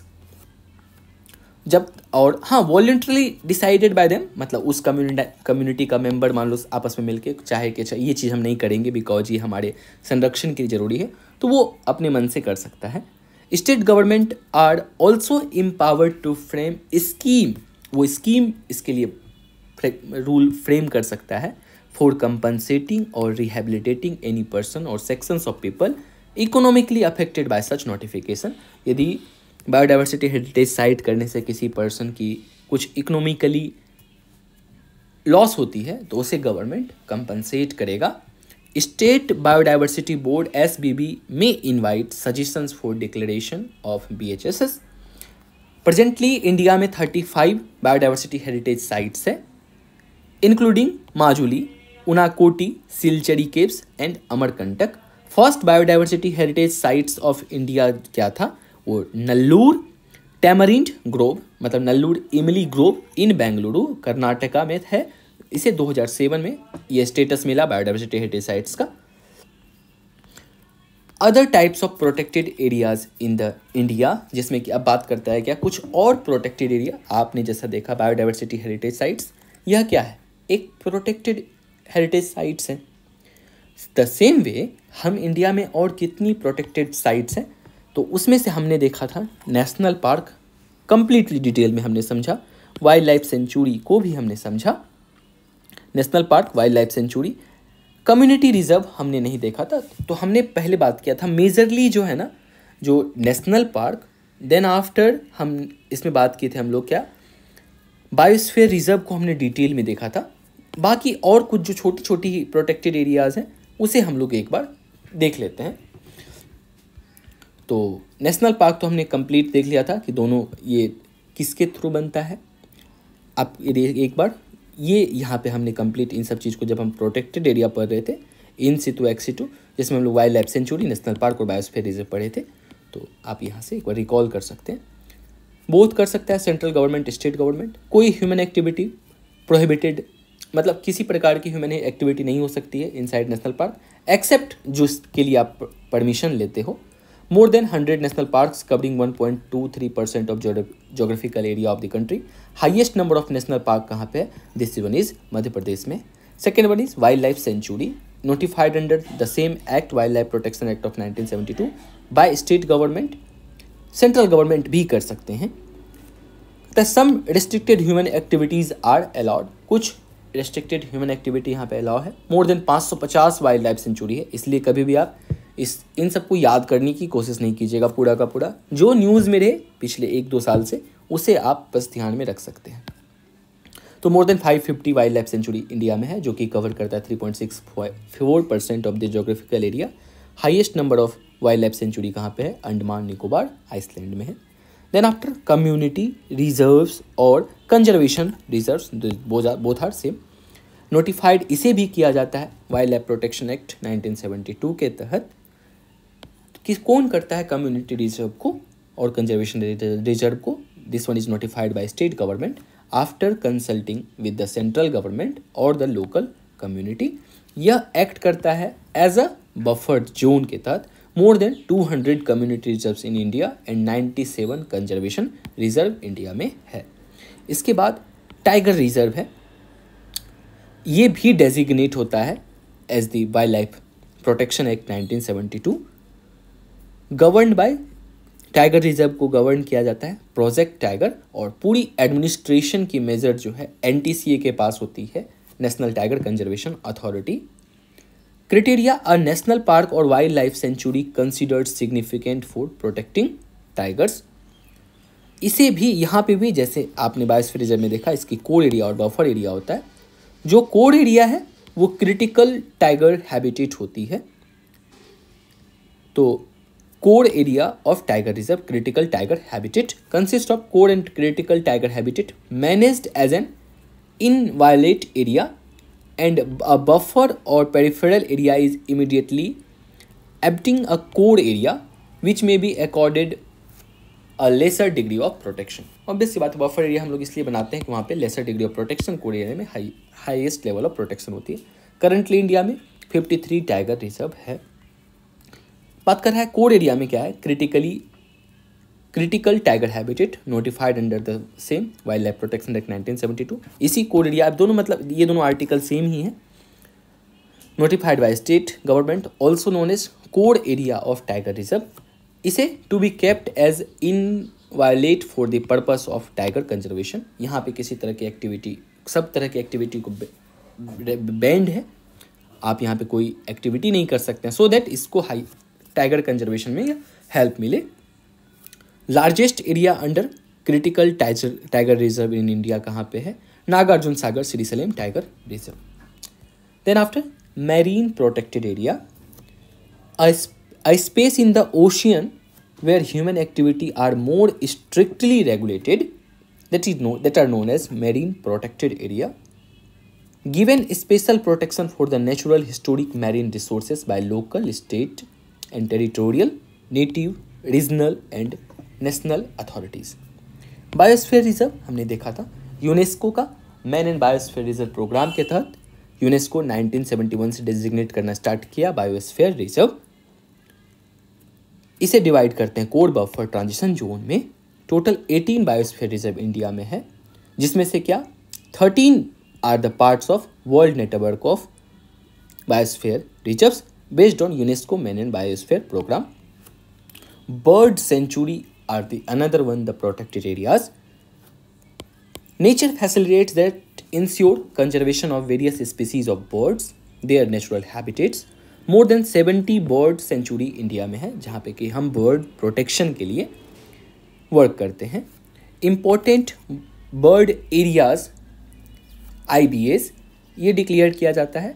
IBA programme of world life international एक बॉडी है, वो डिक्लेयर करता है. इसकी एम क्या है?